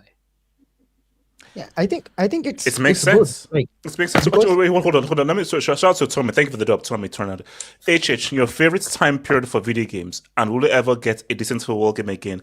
FIFA 17, last great gameplay for me. AFC is trash. All right, let me answer this. So time period was 90s. No. For me, 2000. I would say the 2010s. 2010s for me. So this was Mass Come on, Effect. No. I'm just saying for me, Mass Effect, Skyrim, Halo 3. Bro, those like in terms of the amount of quality games, it was like the mid to late. Basically, Halo 3, Mass Effect, Skyrim. So like the 2010s. All the Uncharted games also came out. The Uncharted games is what 2010s. That was for me because that was 360 as well. So this was like so you had Halo 2 Xbox Live, then you transitioned into 360. Then they had the Uncharted games of the PS3, Skyrim, Mass Effect. GTA 4 as well. Now 2010s was. I still say that the mid 2000s to like that decade from the mid 2000s to 2015. Yeah, because Skyrim was 07, I think. Skyrim 11, was 07. 2011. Yeah, I'd say there's like the late 2000s to the mid 2010s. Oh, Mass Effect was 2007. Which Mass Effect? One or because the mid 2000s, I think 2004, 4 or 5. 07. Mass Effect was 07. Because the mid 2000s, you had like the PS2 games that were fully because the full potential was reached with the PS2. I mean, but basically, I think we've already said it before. The best console pound for pound is the PS2. That's the best console pound for pound. Obviously. So any era that had the PS2, that's the best console of all time, pound for pound. No, but these are the games. So will we ever get a decent football game again? No, this never happen. Unless a really good studio can somehow get the FIFA license and actually do. Because the closest thing to a great video game was Pro Evo. The Pro Evo with I think Henry and John Terry. That's the closest one. Yeah, but bro, they're gonna keep milking that Ultimate Team type of thing. They have to. Basically, the death of the football game was Ultimate Team. Yeah. Once that happened, guys are like, bro, this is a gold mine. So the whole idea of, do you know why? I look at 2K. I said, man, why can't we have a football game? Even 2K fell off. 2K fell off. No. 2K. Well, put it this way. 2K had a back in the day. Amazing. Yeah. Where in terms of like the career mode, how you could your player's career. That was 2K's dedicated thing was the My Player. Yeah, greatest of all time. No game has ever had a better career mode than 2K. Amazing. And for me, my dream was why couldn't we have a football game that had that? Yeah, like Master League tried to do it on Pro Evo, but it didn't do Master League was good. Apparently, in the next FIFA, that they're going to try that similar thing with 2K, but it's not going to take off. Yeah, no, 2K. Supposedly 2K is doing the right. Well, has it been finalized that 2K is going to take over from EA? No. Put it this way: microtransactions is the worst. If you say what is the worst thing that happens to video games? Microtransactions. 100%. Like it single-handedly destroyed FIFA. It's EA. It destroyed Pro Evo. It destroyed 2K. Have hope. It was EA. EA was the people that started it. Remember? Do you remember when the Star Wars game Battlefront 2 came out, and everyone was saying like, "This is the reason why microtransactions start." Hey, after Battlefront 2, certain countries were like, "We're banning certain games with microtransactions." If microtransactions are a thing, we're banning it. And also the crazy thing though is like, it is illegal because it is a form of gambling. Yeah. So if it's an 11-year-old is stealing their parents' credit card to keep getting these packs and so forth, that's a form of gambling. So 10 and 11-year-olds are gambling. Look at that game as you don't even keep your shit. It's crazy. Sorry, Barry, what's in Barry? Now looking back at that, that's insane. Like $100 you wasting on packs. No, again. You've spent $60 on the game, and you're giving these guys 100. The amount of money these bastards made Bro, billions. It's a shock. No. Basically, do you know what? When I heard Red spent thousands on packs, I knew that it was cooked. Thousands. He said he spent thousands on packs. I once saw a guy on social media who spent 200k. Big adult. Spent 200k on FIFA packs. My He could have brought. Wait, He could have bought a Corvette. He could have bought a Corvette into 200k. Well, 200,000 coins or $200,000? $200,000. You could bought a Corvette in $200,000. Oh my god! Do you know you could buy a house? You could buy a house with that. You could buy a house with that money. What we do? Yeah, once EA had that, EA were like, bro, don't bring me any crap about gameplay or gameplay integrity. Let's keep mining this freaking ultimate. Bro, give me 200 racks. And also, the whole point of... See, Ultimate Team, in theory, is a great idea, which is that you start with a bad team and you build up, you build up, you build up. You lose some, but every time you win, you build up, you build up. But like, oh, you win it a lot quicker, you spend some money. And guys... tempted, spend the whole money, and I was like, oh, this. What I don't get is it resets every year. It's not even like you get to save these players because you buy the new FIFA and then you lose all the progress that you've been buying anyway. It's just the people. Like my friend, right? We was very young at the time. We were probably like 13 or something. He stole his mum's credit card to buy packs, then got caught. Then one of his friends signed into his Xbox account and deleted his club.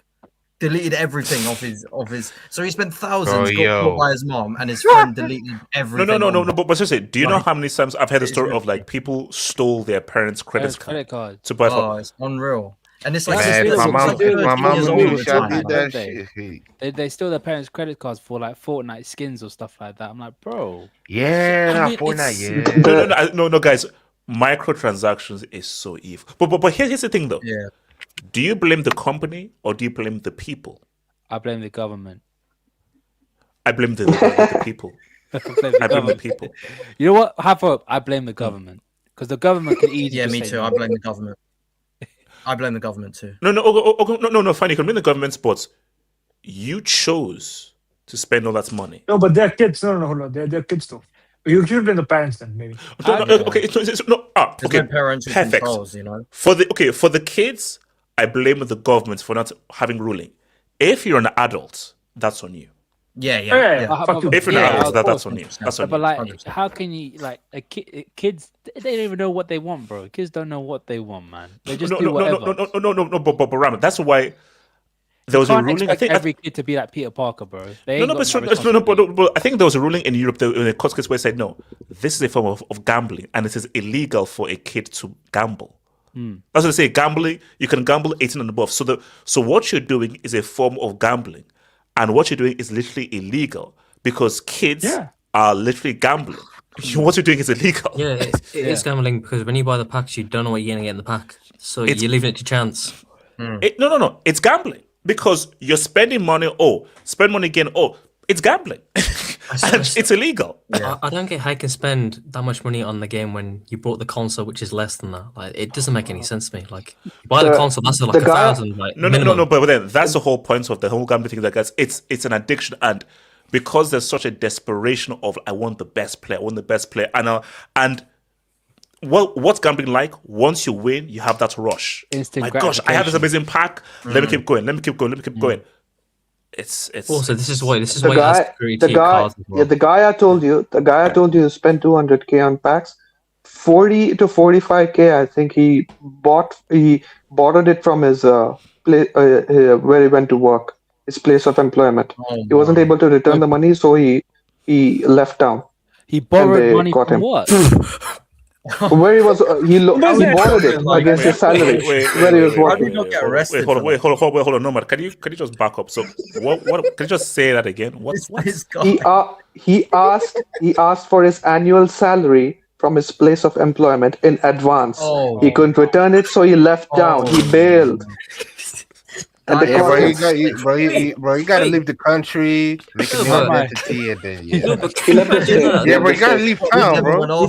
He left the state. Not free. He left the state.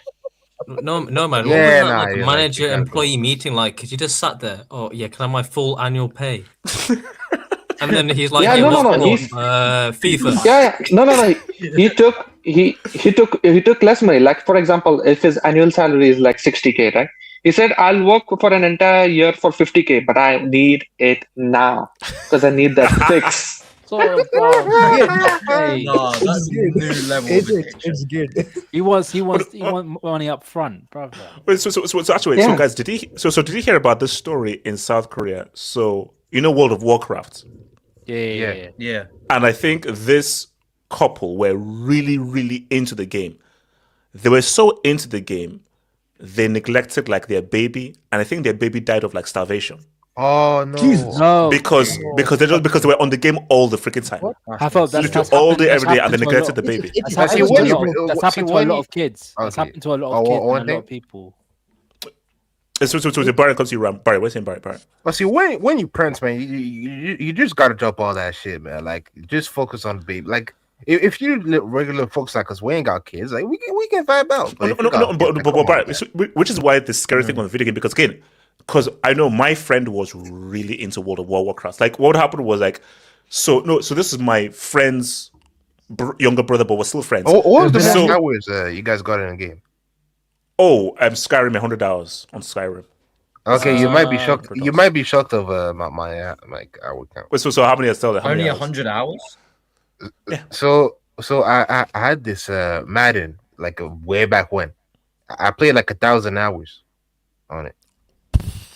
Madden. I've probably played. Yo, I could probably do worse. I'm not gonna lie. I was like nearly esports level on Overwatch, like back in its prime days. I've got to spend multiple thousands of hours. I was like top 100 in Europe at a point on Overwatch. Hey!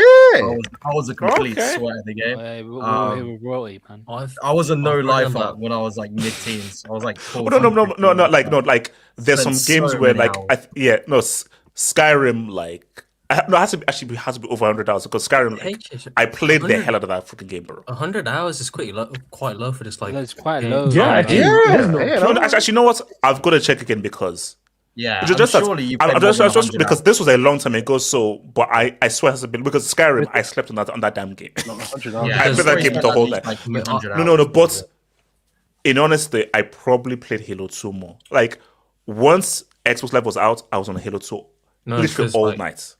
If you go back to like Fortnite and you go back to like 2015, 2016, I'll probably clocked over 1,000 hours.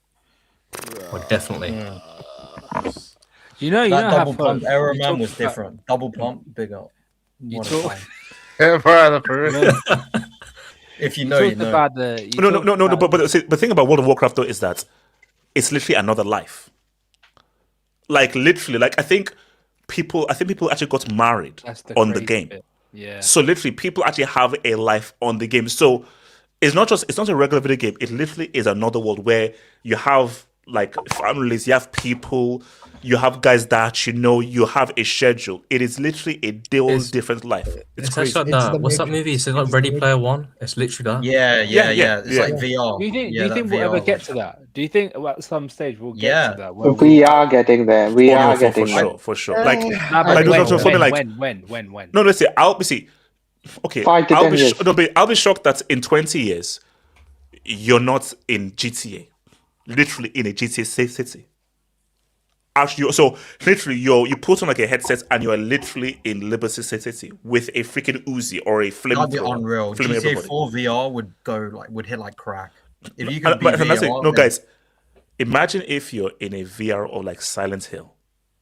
Bro. Oh my days! I would play that. I would play that. Nomad, you're freaking insane. You're a psycho. Bro, I think I'll have a psycho. Think about this. Like, wait, hold on. VS. Like I think many people on the Hangout are saying like it would be great. We would be in VR and playing GTA in VR in 20 or 30 years. Think about it. It would be like currently we are developing AI, and 20 to 30 years, the AI will be in the real world and we will be in the virtual world. So how is it different from the dystopian world of Matrix? It's not. Good point. Police chasing me VR, bro. AI is not that close. No. But I think it's going to be scary though. It's going to be Yes, scary. okay, Let's- yeah, I wanted to ask you something. Like, I Mm. think you said that maybe AI will develop, another person will develop a different algorithm which will develop AI even more further. Don't you think that these companies are currently using AI to build AI? Like, some part of it is already Of course they are.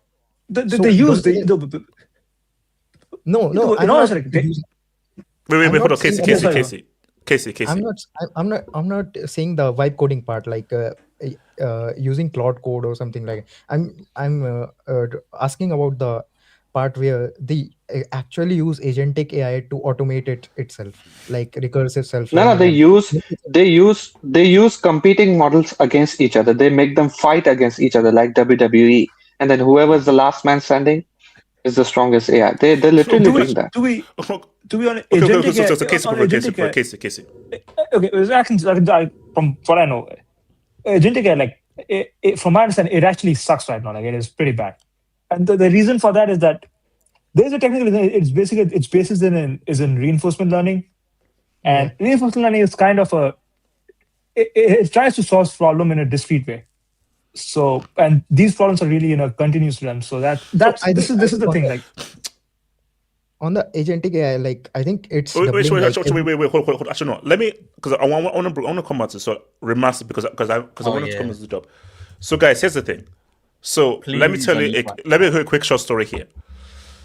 Mass Effects 1 and 2 are two of the greatest games I've ever played in my life. I don't care when it says Half Hope Shepard is the greatest video game character of all time. I don't care what anyone says. Screw Was Link. he So, bald? Half Did he Hope have hair? Shepard. Have Hope Shepherd. Casey, you man, I wish I had a picture. Basically, okay, so he was bald, no eyebrows, and a massive scar across his face, and I was a bit of a renegade, you know. So here's my thing though, Mass Effect 3 might be the most depressed I've been playing a video game. That game was ass cheeks, and literally I almost broke my pad and my game. What about Andromeda? Oh no, I did no. I was so angry with Mass Effect 3, I didn't order that. So remake Mass Effect 1, yes, because that's still the best game. Because the gameplay was a bit sketchy. Are you just going to do Xbox games then? Oh, no. So basically, remake Mass Effect 1, remake. Now they're already doing it. Halo. It's coming out this year, so they're doing a Halo remake. So Halo 1 remake, yes. So that's already happening. So Halo 1 thing, and you know what? Remake Uncharted 1, or Uncharted 2 with the better graphics. Like, if they could just boost up the graphics of like Uncharted 2. Woo! I got a shout. Yeah, go for it. Chronicle, go for it. The Far Cry games were like a special place in my heart. 3 and 4, the atmosphere, the viewing. If they could remaster it on these new gen consoles, do you know how beautiful those games would look? They already look just as good. Like, they still hold up today's standards going back. Far Cry 3 for me, like the character, like are the stories all interconnected, or is it separate story for each game? No, Far Cry. Okay.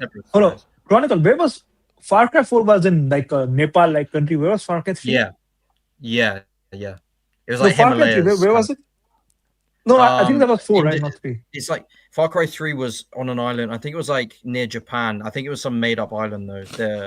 Wait. Which was the South American one with like a dictator or something? Gus Fring as the actor. Yeah. That was the one I played. Far Cry 4. 6. That's 5. 6. Right? Oh, 6. Oh yeah, that's what I played. No, but the Prime was 3 and 4. Those were the best Far Cry games, 100%. Like the in-depth like storylines that they had with the like, it's one of those games. If you love villains, like, you would love Far Cry because they're so well written and relatable, and like you even like question if you're even on the good side of like your character, like you even question if you're the protagonist playing, or if the villain's actually the good. No, what's called my fellow Edo man? No. The only shooter game I like is Halo. Mass Effect is not a shooter game. It's an RPG that has shooting elements, but it's an RPG. The only shooter game, like for me, I'm an RPG merchant. RPG story. That's my thing. The only shooter game I like is Halo. That's it. What about MGS? You see, for me, here's the thing. I was never into, and my brothers were into MGS, so I just watched them play it. I was never into MGS. Like, I recognize how good the game was, but I just watched my brothers play. So I was never. They were MGS guys. I was not an MGS guy. So I was never an MGS guy. I'm gonna say right now, Voss from Far Cry 3 for me. Sorry, bro. Final Fantasy 9. But they've made so many remakes of Final Fantasy. Yeah, though, that's right? the thing. No, because so basically, I played the Final Fantasy 7 remake. Cringe as F, but that thing was freaking amazing, bro. Final Fantasy 7 remake was the graphics. I think the most fun gameplay I've ever had on playing a game was the Final Fantasy 7 remake. The gameplay, outstanding gameplay. The gameplay mechanics, outstanding. So, but if they can do a Final Fantasy 9 remake, better graphics, I'm there, bro. Wait, Go on, Jam. Is Final Fantasy just underrated as a franchise? Because that carried my childhood. No. It's very it's very respected, bro. Basically, basically, it's known in the industry that Final Fantasy 7 is like one of the greatest games of all time, because basically when it came out, it was the first game on multiple discs, and you'd never seen storytelling like that before in a video game, where it's a massive story and it's told over 4 discs. So it's very well respected. Very well respected. Do you know what would be good, Havo? I think Prince of Persia would be a good remake. Prince of Persia. With really good graphics. I think they're making it. No, they are making it. No, they're doing it. They are making it. A remake or a new game? Yeah. Trilogy. They're making it. Are they actually? Guys, Splinter Cell was good, man. Yeah, it was. Do you know like Mirror's Edge? Good. Imagine they remastered Mirror's Edge. You know that Mirror's Edge. Yeah. Man, what game? Bro. Is that the game where like guys, Final Fantasy 9 was my favorite. I liked it so much that I actually bought it on the Switch, and I played it again, and I literally spent like 3,000. I spent ages trying to fit the final boss, but like the story, the characters, freaking amazing, bro. Final Fantasy 9. Did you never play some zombies or like Call of Duty HH? Did you ever play like COD back in the day? Like, because that's what the no. I was a Halo merchant. I always played Halo. That's crazy. You missed out. Has anyone here? His Xbox merchant. Has anyone here ever played one of those Tom Clancy games? I played a bit of Rainbow Six, but not full. I just played like the demo, like the Division and stuff. You guys may laugh. It was really successful. So sorry, Ram. What say, Ram? You guys may laugh at this pick for if they're going to remake it. I think the Harry Potter games, if they actually... Which one? No, they were good. They were good. 1, 2, 3 were good. But they were, like, I saw the graphics. Those graphics looked amazing. They don't need to be remade. No. No, you're saying the older ones. The older ones. Oh, yeah. Okay. They remade them. I think because you could do so much with it. You saw what happened with that Hogwarts game. You can easily do something similar with the original trilogy. Plus with the dragons and stuff like that. Right. No. For me, the answer is obvious. It's KOTOR. Knights of the Old Republic. Yeah, and I think they're doing it. Amazing. Lord of the Rings. Yeah, no, because but you know what it is like. I couldn't get into the combat for Knights of the Old Republic. Like, I know how good the story was and the whole RPG elements, but because see, that's one game I want to go back to, because I was maybe because the combat was a bit so crazy as I now, but guys keep saying that no, it's like one of the best RPGs ever. So because I'm an RPG merchant, I'm gonna go back to it. No, and the story actually has consequence. Like when you sorry. So basically, your choices actually mean something. Your choices actually mean something. Yeah. And that's because it's the same guys who made Mass Effect, BioWare. Yes, yeah. And no, the same guy is making a next game also for that. Is it the Star Wars game? Yeah, a sequel to like he says a spiritual sequel to KOTOR. Yeah. Oh, okay. No, Did you guys play Dishonored? Do you guys know Dishonored, the game? No, I know the game, but I never played it. I know the game, but I never played it. Also, remastered as well. One more game. Also, one more game that can be remastered is Ghost Recon 1. The first Ghost Recon. It was so great. It was so great. Have they made a proper, like, I know Spider-Man was one, but have they made like a proper Marvel game that was actually good? I think they Wolverine tried is coming one. out. Let's see. Wolverine is about to come out. So basically, outside of Spider-Man, no. Like Spider-Man has been the best game that Even for they've actually done. DC though, they're only good Batman games. Like Ever, if you deep ever. So they're guys, only- wait guys, have you played the Superman game on N64? What? Hell no. Casey. No. No, Casey, No. go to YouTube. Guys, it is the worst game of all time. It is literally the worst game of all time. Did you the get the Superman game, game on N64? It is the worst game. It is. I'm actually sure there hasn't been a great Superman game. Like you could do so much with it. But No, they it's never actually finished. not. No, so did you know what's really shocking me? An open world Batman game. They tried see, like, to it's- do it. No. That's still linear. No, where literally Arkham it's Knight is Gotham not linear. City. No. Gotham City is like GTA. You can run around in your Batmobile. You can go to your Batcave whenever you want. Things will pop up, and there's like an open world Gotham City I where thought they tried crimes come up. to do that with the Gotham Knights thing, and if it didn't work, it didn't work. I think open world games are going to pop off because of AI, because it will be so easy to just have. Oh no, AI yeah, just to populate it. No, that's what. Yeah, so hopefully we'll get more because like, bro, an Is open world GTA 6 Batman just game was Miami, freaking or- cook, bro. Is GTA 6 only going to be in Miami or? Yeah, I think it's mainly Miami. Well, Florida. Yes, in I think, Miami. I think GTA 6 is going to flop. Yeah. I hope we get to see Tommy Vercetti again, man. No. Well, actually, he'll be old. He'll be older. Yeah. But just that, I wouldn't want him to do that because Ray Liotta has to voice him, and he's dead. So like Still if the Ray Liotta doesn't greatest voice him, character. Still the greatest character. in greatest character of GTA. all time. Greatest character of all time. He's the greatest character of all time. Like 100%, bro. 100%. But also no. Look, no. I mean, yeah. If remake Mass Effect, Mass Effect 1. That's my main thing, bro. And redo Mass Effect 3. First, BioWare needs to survive first, because I had to do it. Bro, look, those guys. They haven't had a they haven't had a good game since. And I'm What being very games? generous. I'm gonna say Dragon Age No, 3. because like what Mass Effect was trying to do was so ambitious, which had never been done before. Where the choices you make in part 1 influence the choices you make in part 2, influence the choices you make in part 3. There is the makers of Mass Effect. They formed their own studio. They're actually making their own game. I forgot its name. Hold on. Yeah. I forgot the name as well. I saw the trailer. It has Matthew McConaughey in it too. Yeah. I saw the trailer. Yeah. I saw it. Actually, so let's just end here. GTA 6. Does this change the industry, or do you think it's all hype?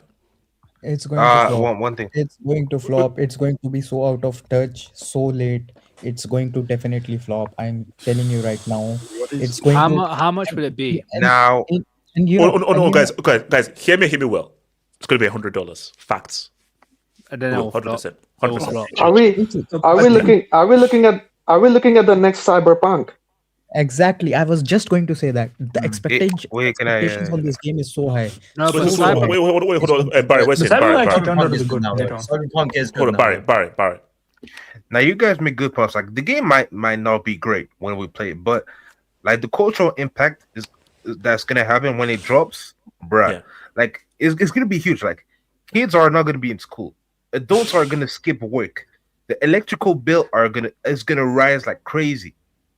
Economics, like Rockstar is gonna make billions. Like No, I'm with Barry. No, see, for me, like, no, this is what I think. I think the story is going to be whack. I think the characters are whack.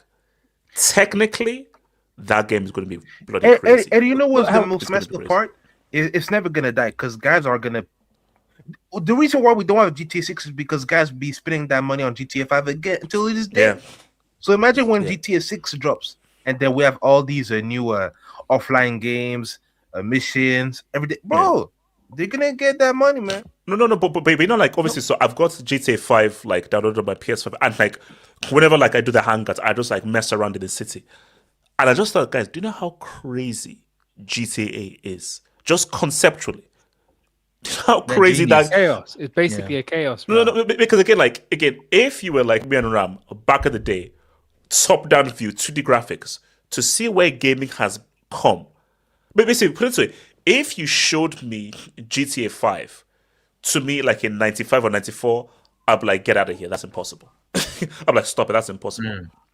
So I can only imagine what a GTA 6 would look like in terms of the graphics, what you can do, the world, how the world will be. Basically, because even looking at the trailers, like again, I don't know what the story is going to be, but I just think technically that thing is going to be freaking insane. But I think. No, go ahead.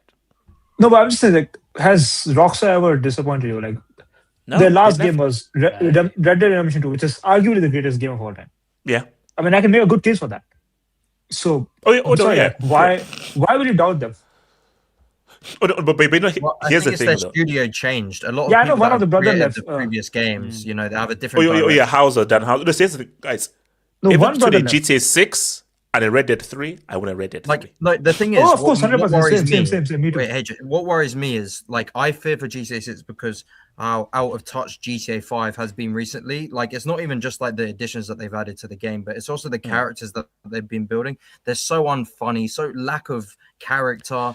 Like it's if you play online recently with the new, I haven't played GTA in years, but I've seen like people talk about how poorly written the character wasn't. I fear that it's going to be the same thing in GTA 6 that they're so out of touch that they can't really have the satirical, funny. And also say sorry, I'm coming to Ram. And the key thing as well though is that you see why a Red Dead 3 is more interesting. See, like GTA, they never really wanted to make the game because they're making so much money. So it's almost like a pressure for them to get to GTA 6. Financially, they don't need to do it. So they're just doing it because of so much pressure of like, okay, we're now sort of GTA 5, do it. For Red Dead Redemption 3, first of all, it's a world in and of itself. It's the Wild West. So it's self-contained in and of itself. And I'm sorry, let's be real. Red Dead Redemption 2 pisses all over GTA 5. It pisses all over GTA 5. Story-wise, yeah. And I can almost guarantee you that Red Dead Redemption 2... character-wise too, bro. Oh, character. In terms of just, let me say, a world characters, Red Dead Redemption 2 pisses all over GTA 5. So what's the Ram? What do you say, Ram? Talk to me, Ram. I was gonna ask Chronicle this. Like, when it comes to GTA 5 and all the characters that they have, I feel as though you see you're just flogging a dead horse. At some point, you're just gonna run out of material. So, are you surprised that they're gonna? Are you surprised that some of these characters are just on? No, but Ram, I'm sorry. Look at the two characters that were given. Compare Nico Bellic and Tommy Vercetti to the GTA 5 characters and these new characters. Also shout out to CJ. Well, even CJ. Basically, when you look at CJ, Nico Bellic, Tommy Vercetti, those were characters that had a personality and an edge. Basically, the GTA 5 characters, I'm sorry, trash. No, but I will down this. Like, best character of San Andreas was not CJ, it was Big Smoke. Yeah, Big Smoke. Yeah. But still, I don't care. I don't care what anyone says. Tommy Vercetti, go to the character. Greatest of all time. Greatest of all time. Tommy Vercetti is greatest of all time. But again, from him to whatever that chick in GTA 6 is, Lucia, something like that. No, Barry, both of them, the guy and the chick. No, you just look boring. Of them. What the? Casey, no, Casey, lie to me. When you first saw Nico Bellic, you were like, "Oh, this looks like an interesting character." The moment you first, and also the moment you saw, so 80s, Tommy Vercetti, Ray Liotta. I'm hooked. No, listen. I mean, I'm not old. I never saw a Vice City trailer. I just played the game, so I can't speak on that. But I'll just say this: when everyone saw Arthur Morgan, they were whining about it, and Arthur Morgan is top 2, top 3, at least Rockstar characters of all time. Everyone was crying when Arthur Morgan was first shown because they were saying, "What's his name? John." You couldn't play as John, basically. From No. Guys were saying that because they wanted to play as John Marsden. They wanted to play as the guy from the first Red Dead Redemption. But the issue with this story is that these two characters, they just seem very bland. And also, guys, let's be real. Let's keep it a stack. The GTA stories have never been good, really. Like we played for the experience. Four is legit good. Okay. If you compare it to Red Dead 1 and 2, those are great No, stories. 4 can stand up. 4 can stand up. GTA 4 can stand up. Yeah, to that. GTA 4 is Others on that are- No, level, see, not GTA fine. 4 was pretty good. But GTA 5, I'm not even doing the missions because it's whack. I'm just messing around because it's whack. How, in terms of story, like Mass Effect, Halo, all shit on GTS. Like most GTS except come on, for GTA 4. he's like easily. No, but again, Yeah. we play GTA for the gameplay and experience. We don't play it for the story. Oh, the online. No, I care about the online radio on stuff as GTA. well. Like Yeah. I think it's just the immersion that open world games give. Yeah. Like GTA, like is just so good at. Like, yeah, even outside the story, you can still appreciate like how how human the game is because it's so based in reality that it's so easy to be. Wait, hold on. Shout out to Jenny Alvarado. To clarify on the Resident Evil remakes, you can purchase them on iPhone and Mac. They're the actual console versions on the go. It's money. Oh, really? Wait, so you can play it on your iPhone? Mm-hmm. Let me have a look. I won't be shocked. Nah. I don't. No. But see, here's the thing. See, the issue is that I just hate horror games, but I've been watching like people play it, and that game looks damn good, bro. Like the graphics look freaking amazing. You actually can. Oh, so you actually can? Yeah, it's on the iOS store, bro. What? That is crazy. I've actually had a look. It is. It's got a 4.9 out of 5 right now. Resident Evil 2, Resident Evil 4. Oh yeah, no. I think they said like it's one of the highest rated games recently. Brother, there's a lot of Resident Evil 3, Resident Evil Village, Resident Evil 7. Brother, bro. Damn. Yeah, that's good, but have hope. Yeah. I'll give you a game that needs to be remastered, seeing as though we're talking about Rockstar. Bully. Oh, great. No, we need a Bully 2. Bully's We need so a Bully 2 first. Bully was Bully exploding. No, give me a Bully 2. No, give me a Bully 2. Bully was so good, bro. I never played Bully. What was that about? I never did. Oh my gosh. Oh my gosh. Yeah, cool, So basically, Dude, it was banned in my neighborhood. It was banned in my neighborhood. It was you're basically it's a school, kind of like a public school, kind of like a public school that's open world. And No, it's a posh school. It's a posh. No, it's like a posh It's a school. prep school. You can also leave the Yeah, school prep and school. go on the streets and like. And you play this kid who's like a bit bald and everything, who's like a bully, and it's just the kind of dynamics of being in school and the kind of missions you have to go on, and should look the up on missions YouTube. go to school. So You should good, look at. so You should good, watch so some good. YouTube videos on Bully because that game is. So so guys, good. but guys, here's the thing though. Have you heard of a game called Manhunter? Yes, Manhunt. Yes, the I've old heard GTA. Manhunt. The old Rockstar games. Yeah. Do you know it was banned? Yeah. It was so like. It was I banned. heard about it. Yeah. Because basically, like, we used to have to snuff people, but it was so realistic in how they did it. People banned the game. Yeah. I remember. So it was, but see, that was when Rockstar were those dudes, bro. Like Rockstar made how many games? No, but they still are. no What are you filter, talking about? man. They still are. Like, they just take more time now. Nah, but. Still, No, but the issue is they're a that, bit like, more filtered today Have hope's than they inflation, were. innit? No. How the brother splitting has me sketchy, bro. Because I think it's Dan Houser who left, so from his own studio, and he No, was I know. so. No, but No, at least we don't know what. We'll see what's GTA 6 because I think he left. Cause I don't think he worked on GTA 6, or he maybe did some small work on GTA 6. So we'll see what happens. No, guys. I'm so idea- guys, I'll see you next time. One love, peace.